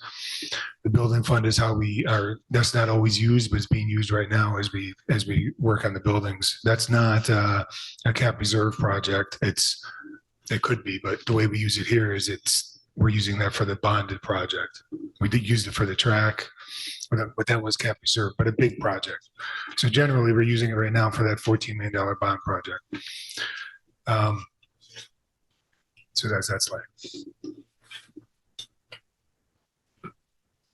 When you're looking at the budgets, you'll see a whole bunch of numbers, and for the most part, you don't need to worry about them too much, but I think you should know that in New Hampshire government accounting, there's functions and objects and levels and locations. So function is major parts of the budget, regular ed, special ed, et cetera. An object would be a supply or a piece of furniture. And that obviously level is one of the 4 places in buildings. So there's 2 elementary level budgets. There's a Hanover Street and a Mount Leb, but in our district, there's only 1 building for the other 2 levels. And then there's district-wide. So here are the major functions. I'm not going to go through them all, but you'll see all these. These are how things are broken down according to the state. So that's how we talk about them. When you see a big long line of numbers, they all mean something. That's really for your reference when you're going through the budget. So there are other revenue sources. So we put a budget together, and whatever doesn't come in through this way is your local tax bill. So on budget day, they'll have projected numbers for all of these different areas. And for this year, the year and now, there's $13.5 million in these areas that we receive that don't have to be raised to your local taxes. Obviously, the biggest one is tuition. We talk about that in the next slide. So we can go on. For tuition, here's the number of students from Grantham and Plainfield. Yeah, obviously these are, and there's some history back to 2017. Obviously, Grantham Middle School is just 7th and 8th, and then that's why the number's bigger in high school.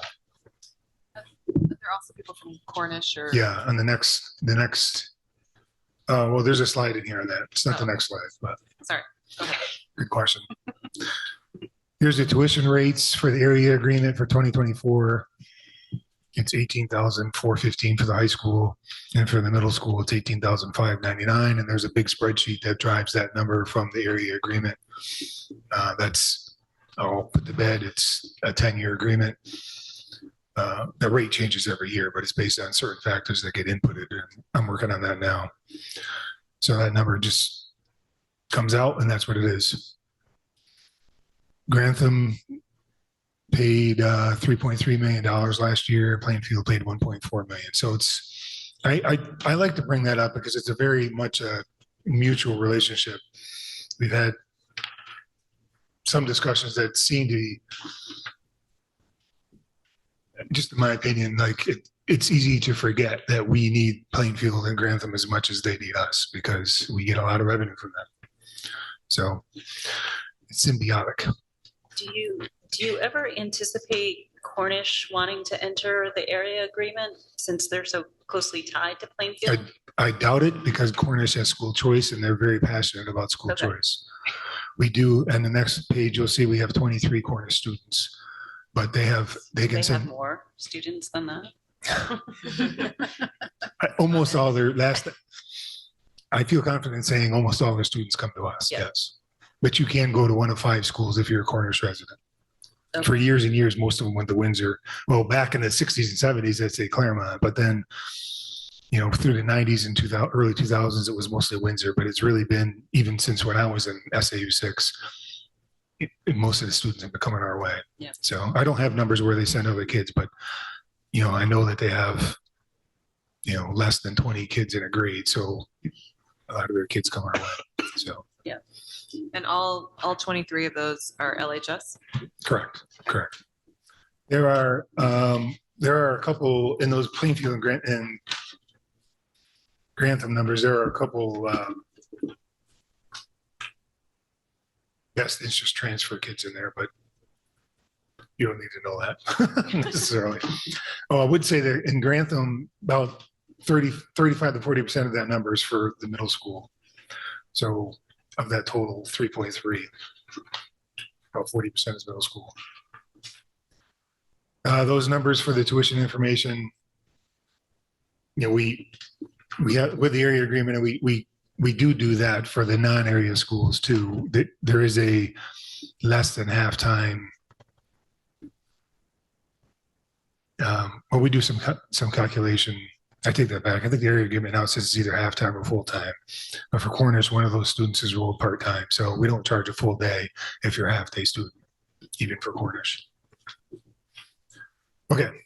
Any questions on that before I go on? You can think more. I don't want to put you on the spot. Cap reserve funds. Here are the 4 funds we have. So cap reserve funds are funds that are, we put money away to one of these 4 places. When I got here, we started the technology fund. We've not used it. We opened it with $200,000. The emergency management fund predates me. That was opened with $50,000. It's not been used. And then we have the special ed reserve fund, which we have put money in regularly, but we've not used it since I've been here. That the way we would use that fund is if we have so many, and this year may be a year, but I don't know, I panic early and it tends to be okay. If we have so many special ed costs that were not in the budget that we can't handle it, then we would, I would ask you to have a special meeting, not a special meeting, a public hearing to withdraw money from that fund to offset some of those costs. Are there any other restrictions on that fund besides that? I mean, it has to be for special ed, obviously. Correct.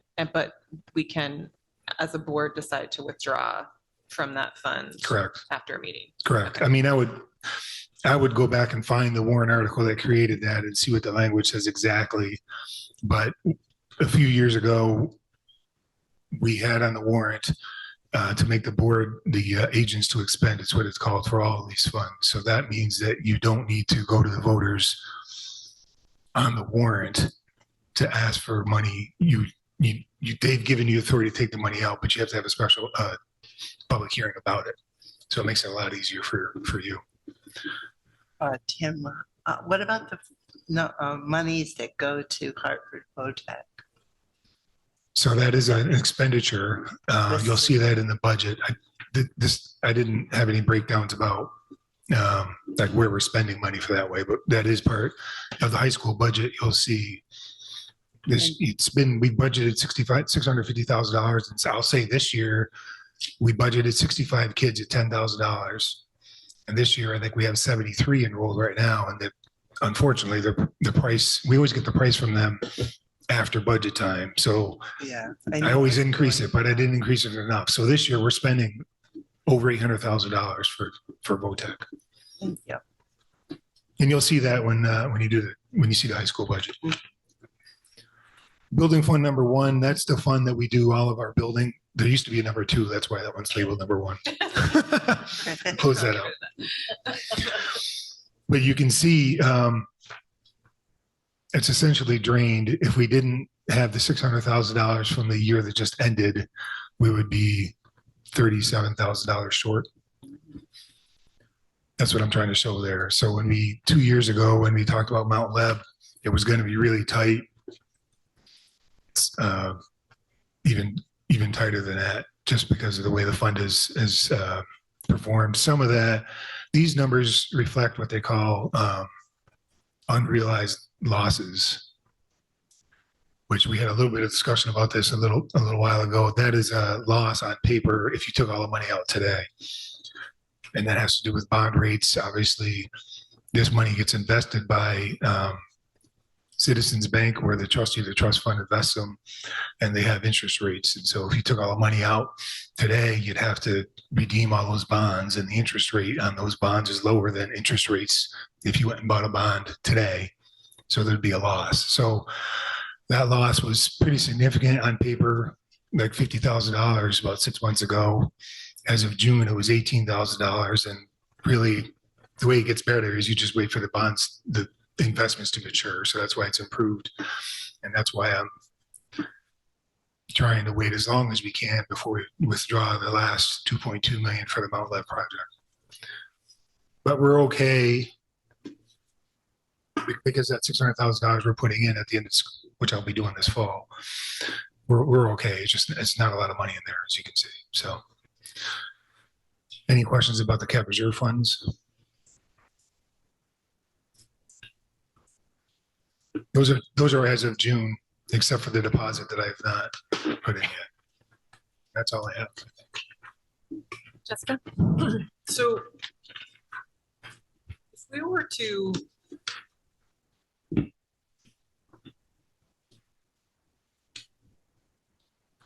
we've started having conversations about the longer term maintenance needs of particular facilities. We've got a lot of buildings, they're getting older, they need maintenance, et cetera. Some of them need to, things need to be built, et cetera.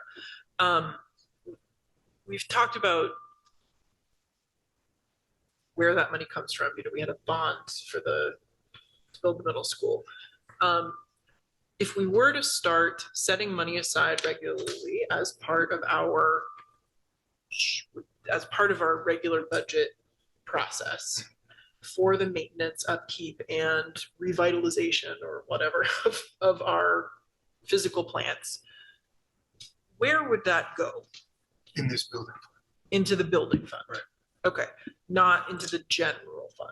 Well, if you want to start budgeting for it regularly in the general fund discussion, there's be a line item under that functional area that the 5,000s includes things like bond payments. It also includes transfer to capital funds. So there would be a line item in there of X dollars amount. The voters approve it, and then we literally write a check to made out to the trustee of the trust fund gets deposited. So it would actually be part of the general fund. It would be part of that, and then it would just sort of like immediately get one pocket into the other. Right. Okay. It's like writing a check from your check into your savings account. Great. Thank you. Any other questions for Tim? What? Sorry, Lisa, do you have a question for Tim? No. Okay. Thank you. And this, go ahead, Lisa. Or were you going to say something? I just said thank you. Okay. Sorry, there's a little lag. And this is chapter 3. There is also a chapter 4, correct? Okay. We have that to look I didn't forward include to. what we're going to talk about. That one's complicated. That one has a lot of special ed stuff. Karen, you're still here. So that one's got, I'm sorry, I forgot to include that one. That one is generally a lot of, I think it's food service and special ed, just some more stuff around that. Okay. Yeah, that's when we talk about like how much revenue actually has come in for food service or where we are in food service. So, yeah. That's one of the things we talk about. Okay. And that is for next meeting or? Correct. Right. Okay, good. And that should set us up well for then our individual building budget conversations, which will happen the following week or even that same week. And then we'll go on to the next part of the process. Okay. Thank you, Tim. Oh, Jessica. As we prepare for those meetings, would it be possible to send like last year's budget packet out just so those of us who are going to be seeing this stuff for the first time can just sort of feel like, oh, that's what it's, and we can have a little bit of time ahead of time to familiarize ourselves with kind of what it looks like. Is that a possibility? So I have a couple different options. One, I'm going to I promise to get your individual school stuff to you as soon as I can after we meet next week with Amy. And on there's history. Second of all, some board members who are not enthusiastic about keeping binders and binders of budgets have turned their binders back into me, so I could probably give you one from last year. And third of all, if you are on our website right now, you'll see all the budget stuff from last year on our website. You can see it digitally. So if you just want one of those binders, I'd be glad to give it to you. I love binders. Yeah. I'm good at binders. She seems like a binder girl. They're heavy, bring your muscles. Yeah. Very strong, very large bags. Okay. Can we talk about at some point what we put online, and do we want that to be reflective of, like, how difficult would it be to upload once we sort of approve the specific line items and stuff like that? And like, can we put more information online than what we do is the question. Did you see what I put online last year? I was pretty proud of that. Mostly it was Dick telling me to put more stuff online. I can put online pretty much anything you want. I try to put on every school budget. I try to put on revenues. I put on the bond payment schedules last year. I think when I've looked at other schools over the years kind of thing, there are some that essentially put their whole binder online. And I think it creates the perception of transparency, and so. I would argue I basically did, but it doesn't look as good. I would say I'm exploring, there's a, sales call I got, and I'm like, I'm not interested this year, but in the spring we're going to talk, and there's a pretty slick software module. I upload my budget and it looks really fancy. You put a link on there and it looks way more professional. So right now it's really just a Google Drive, but I think everything that's in the binder, everything's in your binder. There's stuff in my binder that I don't give you, but I think everything that's in the binder is online. It just doesn't look anywhere near the same. It's just a bunch of different files. Yeah, so if we can figure out how to organize it so people can easily sort of move through the material so they know what they're like by the chapters or something like that. That's fair. Yeah. Anyway, it just seems like that would be helpful. There are some people in the public that would like to go through that detail, I'm sure. Okay. Good. Any other questions for Tim? No? Okay. Okay, sorry, over there. All right. So we don't have any unfinished business. So we'll move to new business. We've got two quick items. Well, one quick and one not so quick item of new business. The first is discussion of, do we need to approve this? Because it's 500. Okay. Discussion and action on approving the Legion Post 22 donation of $500 for LHS baseball equipment. Do we have any additional information about that? No additional information, but I'd like to thank the Legion Post 22 for their donation for the baseball equipment. Yes, we would like to thank them very much for their donation. Does anyone have any other comments on that? Our policy, which I don't understand, our policy requires an action of the board of $500 or more. I went to a training last week that indicated that seems way, like, I think the New Hampshire went the other way and it's actually higher. But so maybe we need to address our, make it fit New Hampshire. When I heard that, I was like, another policy. Shocking. The shocking turn of events. The agenda. Something for policy. But as of now, you need to approve it. You need to make an action. Okay. So we need to approve it now. Policy will address it in their long list of things to address. So can I get a motion? I'll make a motion to approve the donation of $500 for the Lebanon High School baseball equipment from American Legion Post 22. Can I get a second? I'll second it. Okay, motion by MJ, second by Mary. Any additional comments? Okay, we'll take a roll call vote. Tia? Yes. Jessica? Yes. I'm a yes. MJ? Yes. Mary? Yes. Wendy? Yes. Kevin? Yes. Lisa? Yes. Thank you.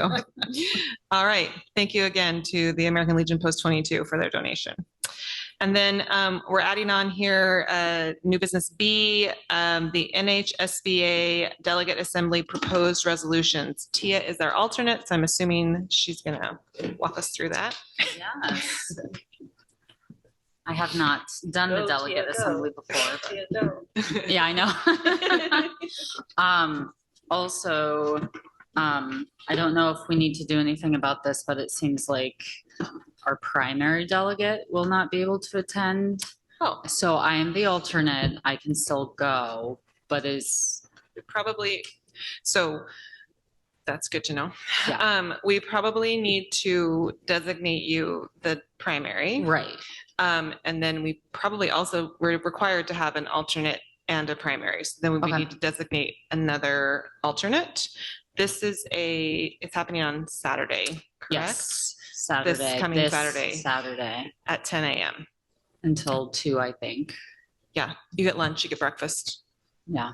It's a good time. Is it good lunch? It is a good lunch. It is. It's good. It is good. And you get to watch all of the other school boards argue, which is fun. So yeah. Well, and usually they have a pretty decent They have a good presentation about something. Yeah, they'll have a presentation about something related to school boarding, which is also good. So I guess I could. It's this Saturday. It's this Saturday, the 14th. Yeah. Okay. MJ, Yeah, it is Looks like this it's Saturday. It's a rare opportunity. I don't have a soccer game, so I can go. I nominate MJ to be the alternate, and I nominate Tia to be the primary Okay. for the NHSBA. I'll second it. Okay. Assembly. If it's a bad lunch, I'm not going to go. Okay. You don't have to go back after that. All right. Motion by Jessica, seconded by Mary. Again, Tia. Yes. Jessica. Yes, with thanks. Yes. Yes, yes with thanks from me. MJ. Yes. Mary. Yes. Wendy. Yes. Kevin. Yes. Lisa. Yes. Great. Thank you. Okay, so along those lines, Tia is going to walk us through the proposed resolutions. And just as an FYI, since I have done this, these are resolutions that other school boards have proposed to be guiding principles for the NHSBA going forward in the school year. NHSBA will give a approve or don't approve or support or don't support from their perspective. We don't have to support what NHSBA supports. We can make our own decisions. And then at the end of this, will make a motion to give Tia and MJ the ability to. I think we already did that. Did we already do that? Well, we did that for we did it for Steve Steve and- and Tia. Oh, yeah. So we're gonna do it again. Make a motion for Tia and MJ to act on our behalf. Should the proposals change, or should new proposals come up on the floor, and they can just do their best make their best guess about what we would support and not support. Go ahead.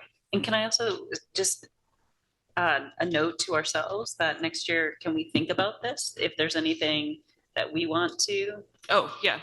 Us making a resolution. Yeah. Yep. It looks like by the end of this year, because they submitted them all in July, so probably before we. Yeah, so if we can find out the summer. I know that they put send out out their process somewhere. Right. But if we they put it out and they'll send it to us starting like super we may early. want to make a, about whatever. Right. Like Craig or you. Sure. All right. I'll network. I'll learn the process. All right. Okay. Do you just want me to read through the proposed resolution, their rationale, and then the NHSBA, like all of that? No, because I think Okay. we've all read that. We should have all read it. So let's just do the proposed resolution part. Just brief. Yeah, just do that. And then we can say if we have any questions after that. Okay. Yeah. So this was submitted by the Oyster River Cooperative School Board.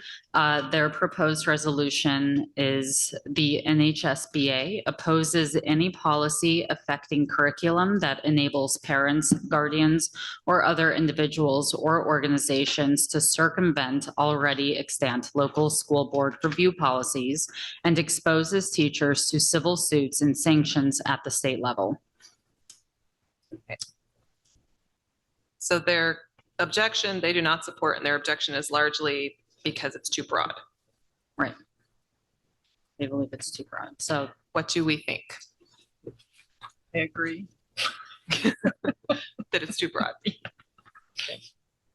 The MJ does not support it. What do the rest of you think? I feel like I respect that it's too broad, and I also like the idea behind the proposed resolution also.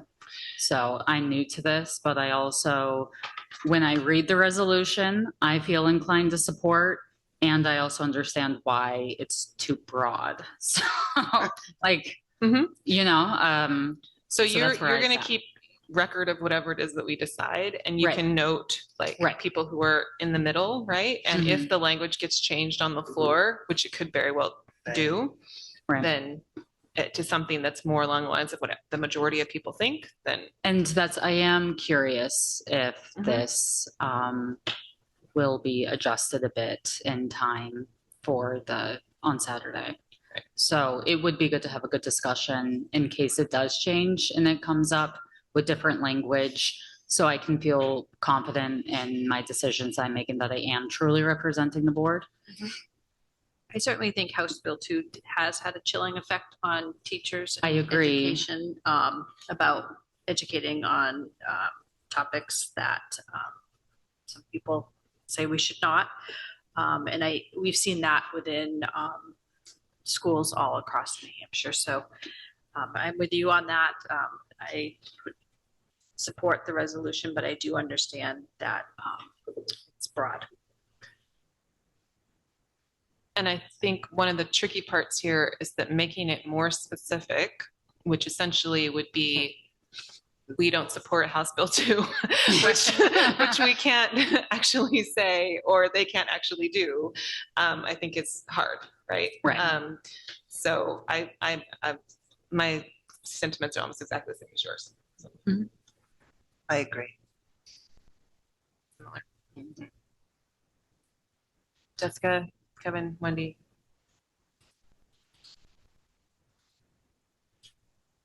Kevin's going with the. Sorry, I'm on board with opposing. Okay. We're not supporting. Right, not supporting.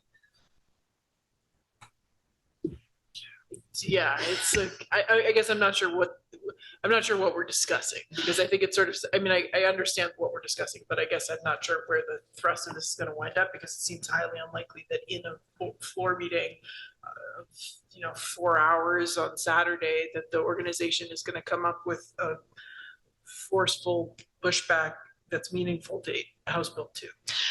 So I'm just like, yeah, right. So I guess the sort of caveat to know is they very much will do that, right? So they do a lot of wordsmithing on the floor of this thing to decide if they really want the proposal to get the majority of people on the floor, then they will make a lot of changes with input from lots of different school boards who have lots of different interests. Okay. So, all right, fair. So thank you for that clarification.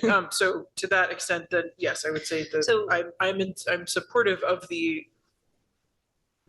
thrust of the purpose here, while understanding that the wording here is not specific enough. So I think my question for clarity is, if there is not a change, not supporting, but if there is a change and it's less vague, what would the vote be at that point? So can you give some sample language as to what less vague would? I don't know. Right, because it looks like Barrett or whoever wrote this, it wants more focus,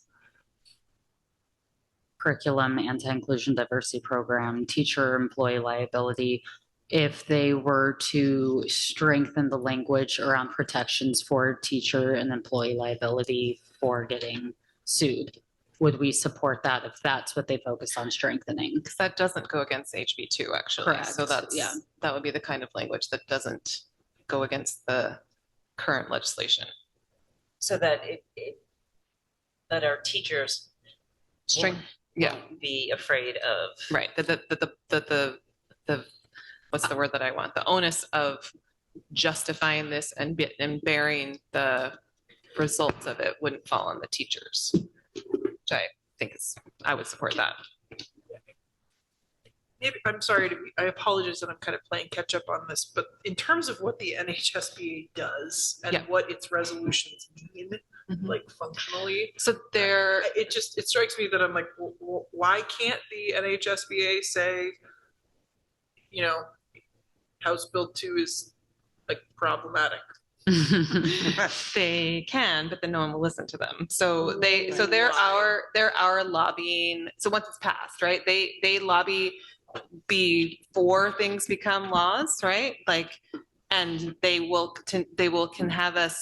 can speak on behalf of us when something is already a law, but parts of it are being discussed and parts of it are being changed, because that continually happens. But neither do we. They don't have any power to kill a law once it's a law. But they have but you just said that they have the ability to advocate for changes to a law. Sorry. Yes. So I guess I'm still unclear on why this is so milquetoast. Because they also choose whether, and this is an ongoing thing with NHSBA, they also choose whether or not they want to wade into certain discussions, and some school districts would argue that they don't always wade into the discussions that we would like them to. Right. So if we want them to wade into this discussion, I guess that's what we should support. You feel like? I don't know. Okay. What I'm saying is like, if I don't really care about this particular resolution, I think the point that behind this is opposition to legislation which exposes the divisive concepts, sort of, right? So I'm a little unclear on. I think my question strategy is around how this interacts. Well, I think it's finding that balance between protecting parental rights, right, and having parents have a voice, and protecting teachers. I mean, right now it's sort of like they give, if I'm thinking about HB2, it's sort of like it gives parental control over teacher thing. And so how do we bring that into balance? Is that what am I understanding? Yeah, that's the other piece of it. It's just, I think from their rationales, they don't want to come in that line of what's parental rights and how to make a parental complaint. Yeah. Also a diverse organization, and not every school board feels necessarily the same way that this school board does. So they have to represent. I don't know how they decide what to represent. I mean, they decide by how the boards vote, how the delegate assembly, that's how they decide. So, but it's a diverse state, and the boards represent diverse views, right? So sure. Well, I guess, and so this is sort of what I'm trying to understand, like what is going to happen with this resolution and how much do we care, I guess is part of my question, because how important is it to express support or opposition to this resolution when it may or may not actually relate to the actual, what is its relationship to the NHSBA and how much they are or are not going to interact with House Bill 2. Like if is anyone understanding what I'm saying? So I think I would support something that protects teachers. And that's what I read this to be. And then doesn't take away parental choice. Right. Or, like they can opt out still of material and stuff like that, but our teachers shouldn't be on the line with penalties. If somebody feels like they have, because the report, I mean, it's like the threshold is so low as to what constitutes a complaint, and the penalties are severe with a very low threshold. I think that's the problem. And I think this doesn't, I mean, their rationale actually talks more about that than the resolution itself does, or I think that's part of the problem, is that the rationale might be stronger, more specific than the resolution itself is when they talk about what they're trying to explain. Yeah, so I think that's sort of where my head is at, is that like if it feels like the proposed resolution doesn't actually address the thing that you're actually trying to, that might actually be achievable within the NHSBA. And so to the extent that it was shifted to focus more on the words that have just been said, Mhm. that would be a positive move. Whereas it does sort of feel like, I don't know that this resolution, I don't know that I would support it just because it doesn't really feel like it does the thing it wants to do. So what I'm hearing is that we don't support this, but if it includes the language that we've discussed, Mhm. we generally feel like if something like that appears, we could support that.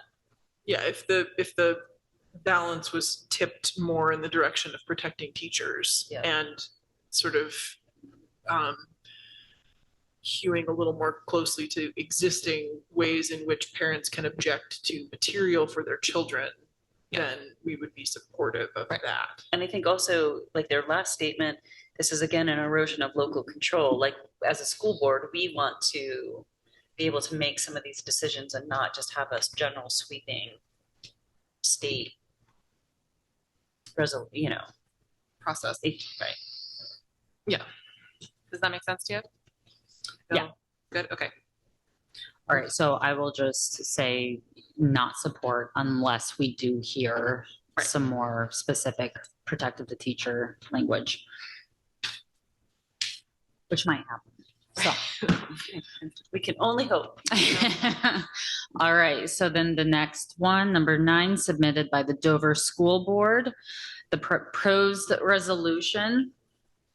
NHSBA affirms the qualification of school librarians to research and select appropriate digital and printed material for school libraries, recognizing that marginalized groups have been historically underrepresented in school libraries.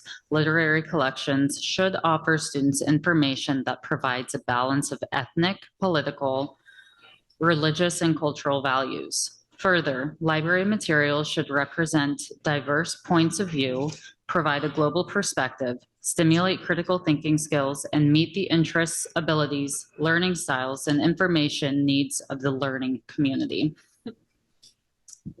I support the alternative language. Okay, yes, and then there is some, oh, sorry, I should have read the alternative, proposed alternative resolution.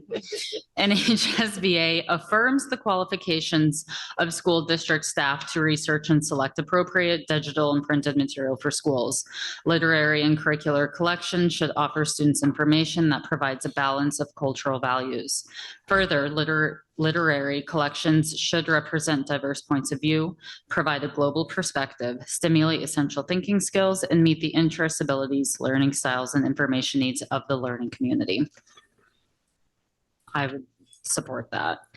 So I don't support it. Okay. I don't support the alternative language. I like the primary language, and the reason why is because the alternative language elides a whole bunch of things intercultural and takes out ethnic, political, religious, and cultural values. Okay.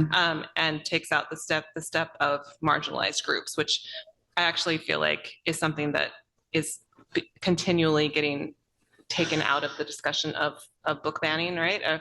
Is the idea of we don't need to represent these groups, or these groups are somehow problematic to be represented. So that's why I think that correct. Yeah. Okay. I think the proposed language is fine, but if we're going to do it myself, I would support the original language. But I'd be happy with either.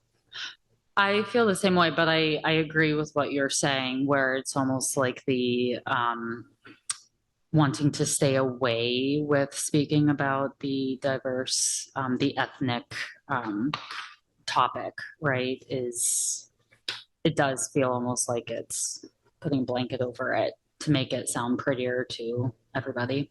Yeah, that's just, I get either one. Right. Support. I think be more inclined to support. I don't necessarily disagree with that. I think the question is, when we think about our diverse population,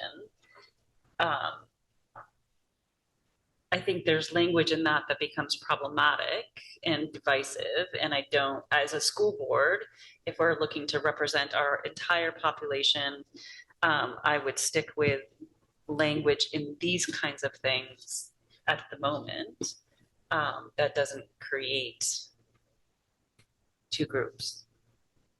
Does that mean you support the I support the alternative language. Yeah. Right. She said that.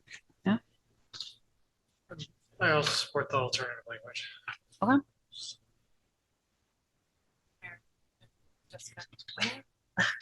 I just read this, and this was a teacher fired, and just for reading a book in Georgia. And there's a lot of that out there. So I think I like the proposed one because it is much more specific. And we have a very diverse. Generally support. Yeah. Should I specify the alternate or the proposed? Either one's fine. Okay. I'm just gonna put support. Yeah. See what the room says. Yeah. Yeah. Okay. Do that. All right, the next one, 10, submitted by the Raymond School Board. Can I just ask you a question, Tia? Yeah. When you guys wrote when you wrote your statement, you consciously took out language. So correct. Would you be comfortable making the top statement or I mean, you're very good at sort of. That's true, because it's for the school board. If it was my own personal statement, I would do the top statement. But you're right, because it was for the school board, I tried to focus on the education piece. Right. Also because you were trying to depoliticize it. I was trying to depoliticize it, and I felt like people had already heard the political arguments, and so getting straight to the point and being concise with the school board's concern over the educational piece and the disservice it's doing to the students. Yeah. And the whole state. That was where I focused on. Part of that's also because there's a 2-minute time limit, and right, trying to be concise with that. Yeah. So just curious. Yeah. I can have some decorum and be reasonable. Okay, so the next one, submitted by the Raymond School Board, there is no alternative language. The proposed resolution is to include an estimate of actual food service costs for the upcoming year in the preparation of the upcoming default budget. The NHSBA Board of Director recommendation is to not support. Do we want to read their rationale, or did you guys have thoughts? I'd rather Tim grab. Yeah. I know. I'm like, Tim is the person. I mean, they say there's like way more to it, and I think that's true. So like, why just this one piece? Unless I think we're always guessing, we're always budgeting. Yeah, I mean, I get what Raymond School Board is saying, but I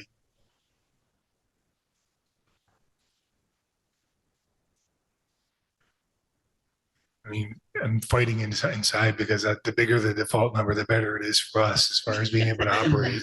But I don't know how I accurately guess food 18 months out. I mean, the default is a bigger issue, more just food service. We can't, what they talk about in the rationale that you can only include, specific contracts. That's true. And to me, it's a bigger issue in the general fund than food service. So I think it's probably more, I don't think it's an issue. I think it's a problem, it's a solution in search of a problem. So I support what NHSBA says, I guess. Okay. So we would not support. Yeah. Okay. Nods around the table say no. Okay. All right, 11, submitted by the Monadnock Regional School Board. The NHSBA Board of Directors recommends the support of this alternative language. Their proposed alternative resolution would be NHSBA supports any legislation that intends to streamline the recruiting, credentialing, and hiring of certified teachers and other licensed school staff from other states.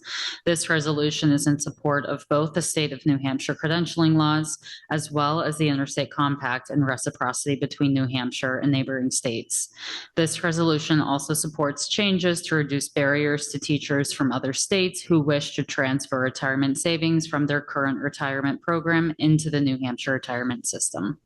So all they did was add in other licensed school staff in addition to everything else. So, and I would support the alternative language.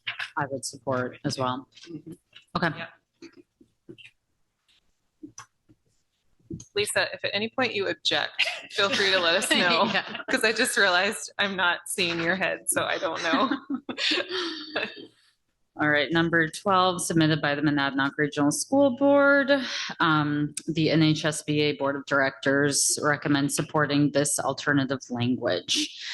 The NHSBA urges the New Hampshire Legislature and Department of Education to clarify the responsibilities, obligations, and rights of school boards and school districts when students do not attend school on a regular basis, are habitually truant, and otherwise do not conform to the rules and regulations of the district. And it sounds like this rationale is also because they had conversations with the school board, and it sounds like they came to this alternative language together. Yeah, I mean, I think it's good that they talked to them because this is not at all what that resolution says. And so if that's what they were trying to go for, I'm glad that they clarified it. So I would support the alternative language. I would as well. Me too. Okay, the general feeling is, do you have a question?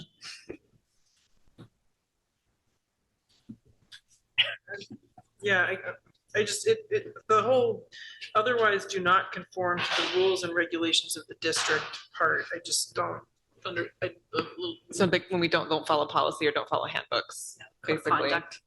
Yeah, the code of conduct, whatever the code of but conduct this is about students who do not conform to the rules and regulations of the district. And the rationale for the original resolution calls out students who are not prepared to, like, who are prepared to learn and not a disruption. And when a student does not know how to behave in this way, learning time is lost for all students. I guess it just get a little like weird tingle about like special education students and sort of like the mainstreaming of special ed students with. That's why they did the this, Yeah. and they did the alternative. They changed it. Well, in the alternative, still it have still it? says otherwise do not conform to the rules and regulations of the district. I just don't, I'm just not up on it enough to know whether that's a good enough. It just makes a little tweak go off my head. That's all. Because our federal protections protect our students with disabilities under IDA, so that we're not like these state policies. So because the rationale to me is sloppy. It is. And it so sounded like I'm I think that's- concerned about, like, if this was to go to a discussion and I guess that concerns me, that it's a Well, it little. looked like they were trying to hold the parents responsible for the students. Yeah, it's just, that's all. right. That's all. And It is there- seems fine. It just, there's a little. No, I think the question, I mean, what Amy's point is a good one, is that there's always IDA considerations that supersede anything that happens because the federal protections take care of the particularly Right, not any supersedes. IDA person. So IDEA. I think for me, the question is the current New Hampshire legislature and the Department of Education. I don't know if I want their clarification, quite honestly. Okay. Well, and I'm That's a good curious. point. I'm curious, Amy, if you know this. There's typically a law too with truancy that if a kid misses so many days of school that you call Child Protective Services. Correct. We have an obligation like to send letters. We send letters Right. for 5 days, 10 days, and I then mean, it seems like have what they to were trying to go do to is hold parents accountable. And wouldn't that be what calling Child Protective Services Right. be? Right? Yeah. They would get some involved districts for throughout neglect. the country fine parents. They do Oh, all okay. sorts. So I guess I mean, if we Make feel them like sit we in have a, suspension with the kids. if we feel like our process around this issue is solid, then I don't think that we support. Additional clarification because you're worried about the clarification. Yeah, like I don't. It's not a bad point. I think that's a very good point. Yeah. I think I do.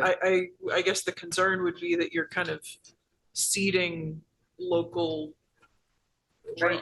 you're creating a potential issue where you're ceding local control to. And I think if we as a district feel comfortable with our process and we don't have an issue here, then I think we just leave. Yeah, that's a good point. That's a really good I would agree. So we're gonna say not support. I think so. Okay. I think so. Unless I'm misunderstanding what I'm reading. But I think that, that can come up in the discussion. I think you Yeah. get the concern. Yes. Monadnock, by the way, this is their third one. They won New Hampshire School Board of the Year last year. So like they are models. Oh my God, Apparently this they is don't have model students. They don't have model students. I'm just telling you, this is why they're doing this, because they are like really engaged in doing the things, right? All right, so 13 submitted by Monadnock Regional School Board. The proposed resolution is NHSBA will support legislation that creates flexibility for town moderators and moderators of cooperative school districts to postpone school district elections in the event of inclement weather. So I'm not, because we're a city, like, I don't even know, does this even apply Doesn't to apply us? to us. No. Yes, We have, So we have no, so I think, we have no. I'm okay abstaining. Yeah. Okay. Yeah. Well, that's our last school board. We had snow day at the last school board election. If Right, but I anybody think the remembers. city dictates. Exactly, Right, yeah. exactly. So we abstain. I'm just saying, like, Right. I get it, right? But yeah, we'll abstain. All right, 14, submitted by the Manchester School Board by the Manchester Board of School Committee.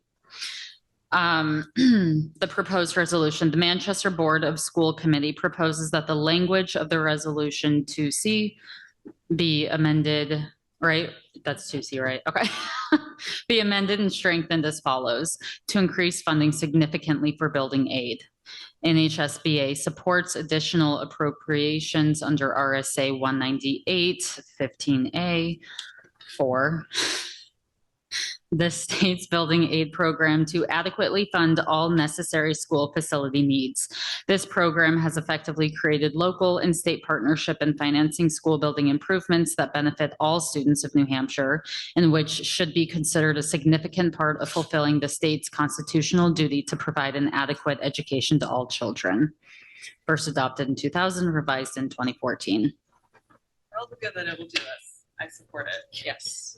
Yeah. In addition to supporting our ongoing legal Mm-hmm. challenge to get more aid, so yeah. Okay, we feel pretty good about supporting. Okay. All right, 15 submitted by Manchester Board of School Committee. NHSBA Board of Directors recommend supporting this alternative language. Amend NHSBA 2S to read: NHSBA supports additional state adequacy aid for public pre-kindergarten. Currently, Resolution 2S reads: NHSBA supports the study of the establishment of additional state adequacy aid for public pre-kindergarten. Good with this? They, I support it. you want to strengthen You the should not language? unsupport it, Jessica. This is your. It's more a question of whether the proposed resolution versus the proposed alternative resolution. I think that they're different. Yeah. And the difference between advocating for funding for universal pre-K is pretty different from supporting additional state adequacy aid for public pre-K. Those are actually quite different. True. I'm a little tired of the, I think New Hampshire sees what it gets when all you do is say, please give us some more than the pittance that's insufficient that you give us now. So I guess I get what they're doing, but I don't know that I would say I feel great about that as opposed to the proposed resolution. But I don't not support it. I just think that like saying, I agree. I mean, advocating is a stronger language, right? Than advocating in universal. Funding for universal. Right. I mean, I think funding at its full at 100%. I mean, we don't get 100% funding from the state as it is. So I wish we'd asked for it, or we are sort of, we're suing the state for more. So I guess I don't really see the point in. I see the point. That's not being right. So I mean, because we don't get adequacy aid yet for pre-K, even our pre-K. We don't get it for K either, do we? I thought they didn't fund K in New Hampshire still either. We are, I think they do. but yes, we are getting money for K. I thought that was just through Keno revenues though, wasn't it? I thought K was it? I guess, what is the resolution for, I mean, I don't think that I'm full not- day, I don't think full day kindergarten It's is not fully, mandated. is not No. mandated. Right, so I guess I mean, what is their position on kindergarten as well? I mean, I'm fine fully funding pre-K, but you should also fully fund K too, like, what is their resolution say? Yeah, so I guess the concern I have about the proposed alternative resolution is that it kind of seems like it's saying, you know, this is fine. I'd sort of rather see something that says fund universal pre-K. I agree. I think it weakens it. I get it. So I think Right. that we can go, I mean, because they'll probably have a It's vote. unlikely they're going to support that, so I Well, get that. right, but- so they'll probably have a vote on the proposed resolution, Right. and then they'll try for the alternate. Yeah. I I'd think- be in favor of a much stronger statement, and in the absence of a stronger statement, I obviously would not oppose a weakened Somebody. statement, but All right, so we support both. I think we start with the proposed and. The original, and Yeah. then if that's not, okay. Let me make a note to myself.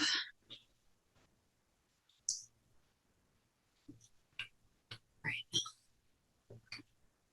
16, submitted again by the Manchester Board of School Committee.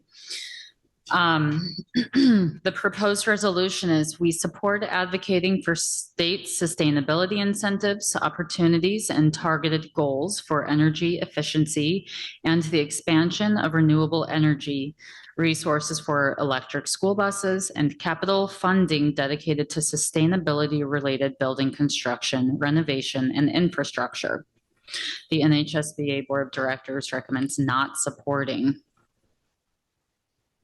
How do they say that doesn't relate directly to education? I mean, if you're talking about getting your kids to school and the buildings that they're in. Right.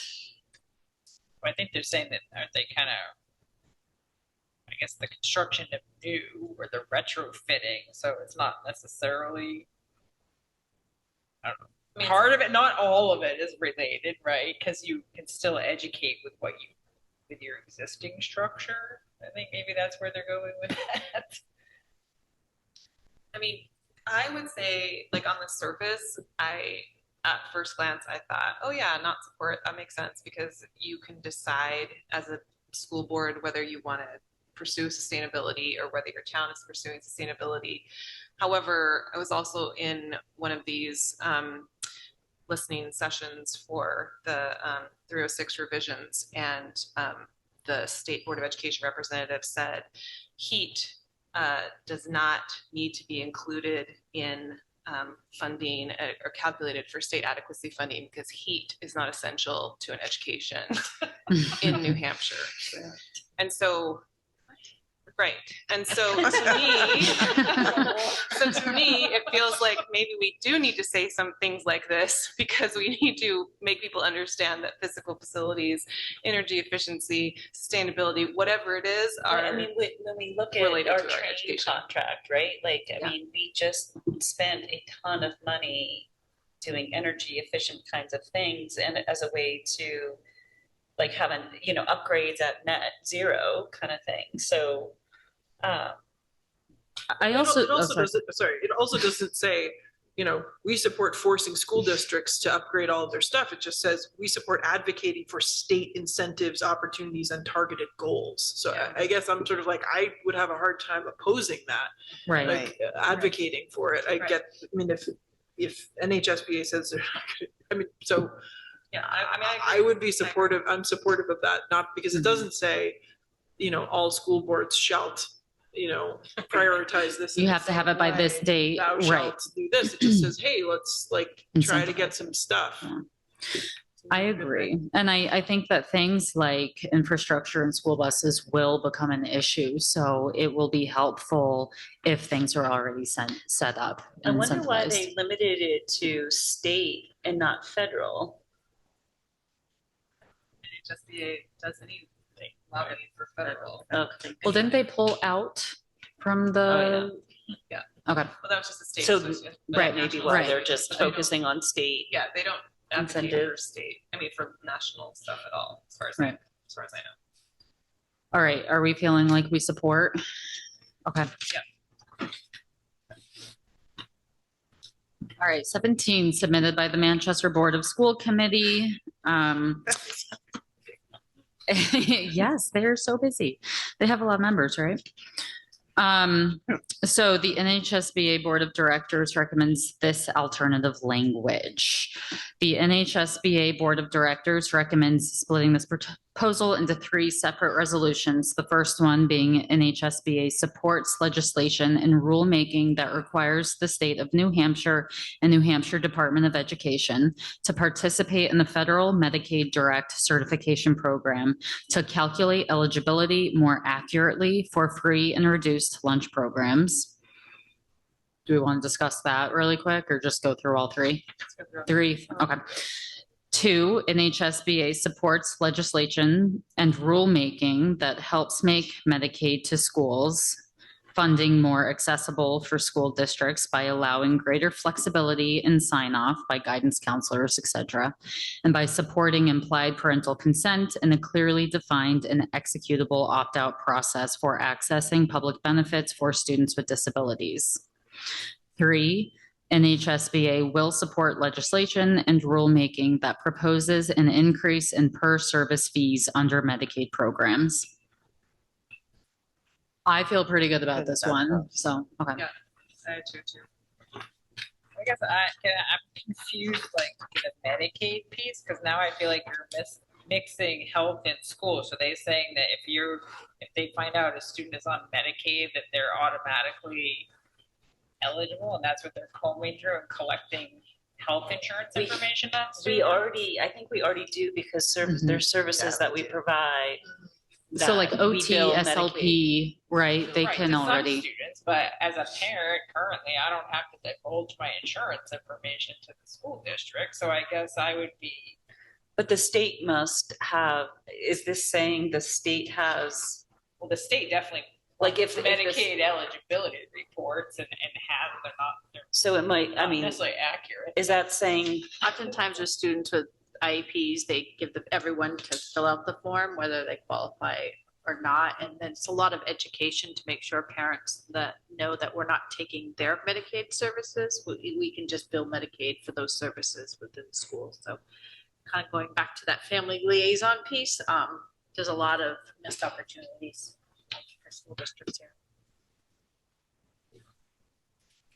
So are you, does that answer for you? I think I wasn't sure it was. Okay. I think the question is, I think the question, my interpretation of the Medicaid direct certification program, like the state would know what kids are in what school districts. Like the parents wouldn't have to fill out information and divulge it. It's already in a database at the state. Right. So I guess I don't know. I personally have some privacy concerns saying that I want the state culling through health insurance information to get, unless you're saying that there's a different division of Medicaid that is specifically for school. I mean, school access. That's the part you confused me on. You lost me on when you said there's some direct bill to Medicaid services that. Like an IEP, so. Right, but does that mean the student has to be on Medicaid for you then to directly bill? So Yes, I guess Medicaid I personally have some privacy concerns with saying that New Hampshire can automatically go start culling through their Medicaid rules and then deciding what student goes where, especially because that may not be accurate, right? Because some of the students on Medicaid are also placed like court placements, so they may not even be in, or state may think that they're in one district and start giving the money to that district when reality the court placed them in a different district. So I see that becoming a whole nother murky fight, and I don't trust the state would ever get. They may get it correct that the student is on Medicaid, but they may not get it correct where the Medicaid the Medicaid box should be checked in which district. So I guess maybe my response to that would be that I think I would be in supportive of this if it didn't say, and they took the primary out. But if it says requires the state of New Hampshire to participate in the federal to calculate eligibility in addition to all other ways that we calculate eligibility. Like if this were added to the ways that we calculate eligibility so that we're trying to catch as many eligible people as possible, then I would be in support of it, because I think you're right. Those records aren't necessarily correct. Neither are the free and reduced applications that we get also incorrect. It's all kinds of data that's wrong. So if we were trying to catch as many kids as possible, I would be happy to have those done together, right? The way that we add this to our calculations, I guess, would be my thought.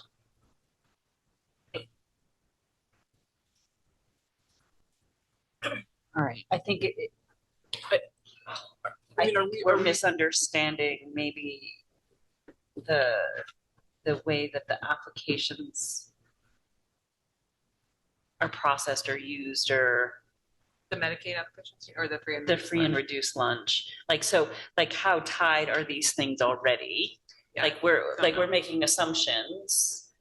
Well, and I don't know how we know that they don't use Medicaid at all in the past, right? Because this is the whole problem that we had during COVID when they made every lunch free, then no more applications went in, and then it looked like no one had any, impoverished students, right?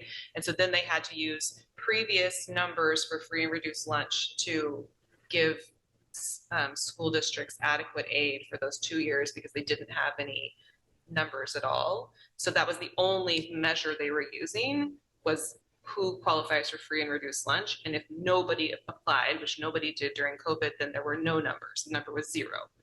And so I think there was nothing else. There was no other measure besides the free and reduced numbers to determine who was eligible. So can we run this one by Tim? That would be good. Is there an issue with not everybody filling out the free and reduced? Yes. And so that would capture more people. So there's like WIC.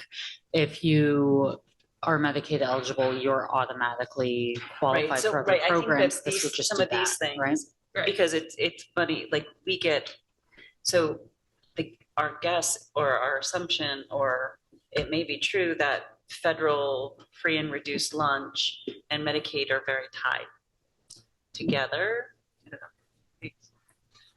I think as Tia said, if they're eligible for Medicaid, we're just then they're saying one measure to say they're automatically enrolled in eligible lunch. Removing the barrier for people to. Well, and I personally, if I'm signing up for Medicaid and I know that by checking that box of eligibility, that's going to get me free and reduced lunch and WIC, then my privacy concerns go away, right? Because that's up front, and I know all the different things that my data is going to be shared. And that was how I had read it. So we just need to ask questions, but I think ask Tim what he thinks about that. Yeah, ask Tim.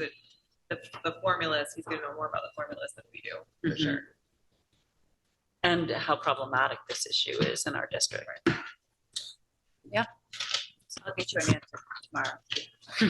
So close, folks. All right. So 18, submitted by the NHSBA Board of Directors.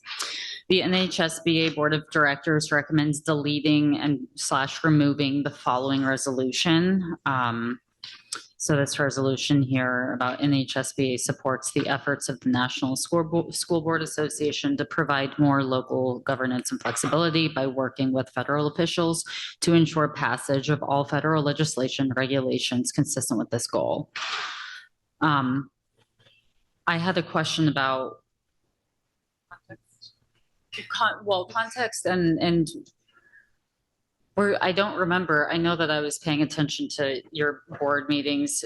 Were you guys supportive of withdrawing? I didn't think so. So how does that affect? It wasn't that we were supportive or not supportive. It was that it was done without any consultation with school boards at all. Right. So the NHSBA got upset with the National School Board Association. And so they withdrew themselves from participation in that association. And then they have subsequently joined another sort of consortium of some other people who were upset. Whatever happens, this was a big deal last year. It's going to be a big deal this year. There's a lot of school boards who are not happy with that removal. There was some sort of discussion about that, heated discussion about that at the meeting. Right. I don't know because this is sort of what they're saying is this is something that was already in their ongoing resolutions, not their new ones, but their continuing resolutions. Right. And they just want to take it out now. My guess is that a lot of people are going to Vote no. Yeah. Other school boards are going to object. I don't know if it makes any difference one way or the other because they're already out. So Yeah, I mean, But would they, in futures, would they go back to, I mean, like, it would take I don't know what it would take like it would take a real like sea change in the NHSBA, I think themselves, and I think it would have to take like almost a unanimous vote by all the other boards to go back because they're very adamant about not being involved with them anymore. It just seems like kind of like, I don't know that this feels like a discussion topic particularly for us unless we wanted to make some kind of a statement about our like feelings around them withdrawing from the National School Boards Association, which I don't have a lot of appetite for that particular discussion. Well, they were mad and then they did. Yeah. Right. And then like, I think, well, I mean, you can always push back on something, but I don't. Yeah. So. Well, and that's what I was going to say. We could Just like, abstain because it was just funny that they did this because they were mad about the federal, but then they did it without asking, you know, and so it's just kind of messy from what I remember hearing. We'll abstain. I was not on the school board, but I remember hearing about it. All right, 19, submitted by the Concord School Board. The proposed resolution is NHSBA will advocate to the New Hampshire State Legislature to create a universal and subsidized meal program for New Hampshire school students. This came in late, but it sounds to me like we might, if enough people want, like bring it up and want to support it, that it will come forward. I would not, like, I'm expecting that this will come forward and be voted on, which I would be supportive of this.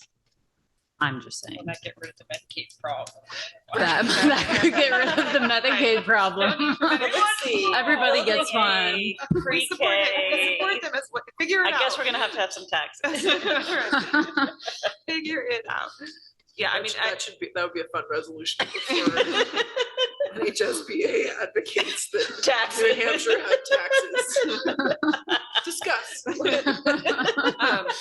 Yeah, so I mean, my only question is, there's a difference between a universal and a subsidized meal program, and so like advocating for both. Universal and, okay. Right, like, what does that mean, right? Like, would it be if either come up? We have a subsidized meal program right now, like the federal subsidized meal program we already have, right? Free and reduced lunch. So like, what does it mean that we're advocating? Are we advocating? So we're really advocating for universal free lunch, which is not what that says. So, you know, but I think that's what they mean. But we could, maybe if we bring it up in discussion, we could bring that up. Yeah. We can also look at, because Vermont just implemented that too. They did. Yeah, they did. Right? A lot So of we can states kind did. of- Massachusetts. See how they worded it maybe. Yeah. And then Yeah. Agree. Okay, great work, everyone. I have good news and bad news. The good news is that we are just to the very last of our committee updates. The bad news is we have to have an emergency non-public. So I need a motion to go into non-public. Under what? Should we say goodbye to Lisa? Yes. She can't, she won't be. Lisa, I'm not. Yes. I'm not sure that we can have you in the non-public unless you call me and FaceTime me, which we can do. Okay. Okay. I will do that, and I'll call you. I'll just go get my phone. I'll call you. Yeah, I'll go get my phone. Hold on. I gotta get my phone though. It's gonna be a few minutes. What would it be under?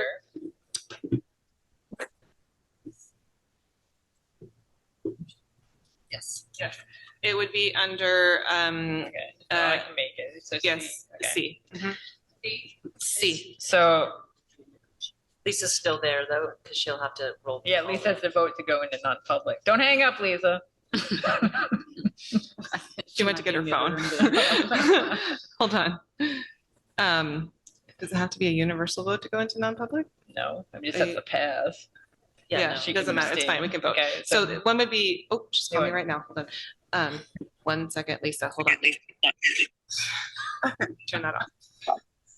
So you want me to make it for C? Yes, for C, and the other one is not C. There's negotiation. C and then a negotiation. Hey, I'm here. Okay. I'm on your phone call and I'm here on my computer. I know. You're going to be on the computer for right now. We're going to vote to go into a non-public. Hold on. Okay. What's the other one? C, and I think it's the legal. So that's a non-meeting, so don't worry about that. Just the C. So I'll make a motion to go into non-public under NHRSA 91A3C. Can I get a second? I'll second. Second by Tia. Roll call vote. Tia? Yes. Jessica? Yes. I'm a yes. MJ? Yes. Mary? Yes. Yes. Wendy, yes. Kevin? Yes. Lisa? Yes. Okay, and I'll call you in just a few minutes. All right, thank you, everyone. Okay, so I'd like to call the meeting back to order. Two quick things. We'll do the committee updates, but before we do the committee updates, we need a motion to give Tia and MJ the ability to vote on our behalf at the delegate assembly. Can I get a motion to that end? Okay, motion from Jessica, seconded by Kevin. Okay, all those in favor? Tia? Yes. Jessica, yes. I'm a yes. MJ? Yes. We don't have Yes. Lisa on the phone anymore anyway. Oh, we don't have to do that. Okay, fine. All those in favor? No, she's not. Okay, so that is 1, 2, 3, 4, 5, 7. 7 to 0. Okay, this is for the NHSBA. All right, and then committee updates. You can see them all here. Finance and Facilities will meet again on October 19th. Policy will meet on October 16th. Education will meet on November 6th. The things we talked about, Amy already covered. PNN met on Thursday to discuss the liaison thing. They'll meet again next when they need to. Student Wellness Advisory Committee met. Lisa was there. She's talked about a couple things and she's let Amy know about them. So we're going to talk about those later on. HACTC next meeting is Tuesday, November 14th. Area is Tuesday, October 17th coming up. School District City Task Force is October 26th. Future agenda items, board member recommendations or questions? No. And the next school board meeting will be Wednesday, October 25th, 6:30 p.m. Can I get a motion to adjourn? Okay. I'll All right. second. Jessica, motion to adjourn. Mary, seconds. All those in favor? Unanimous. 7-0. Thank you for your time. Appreciate it. Meeting is adjourned.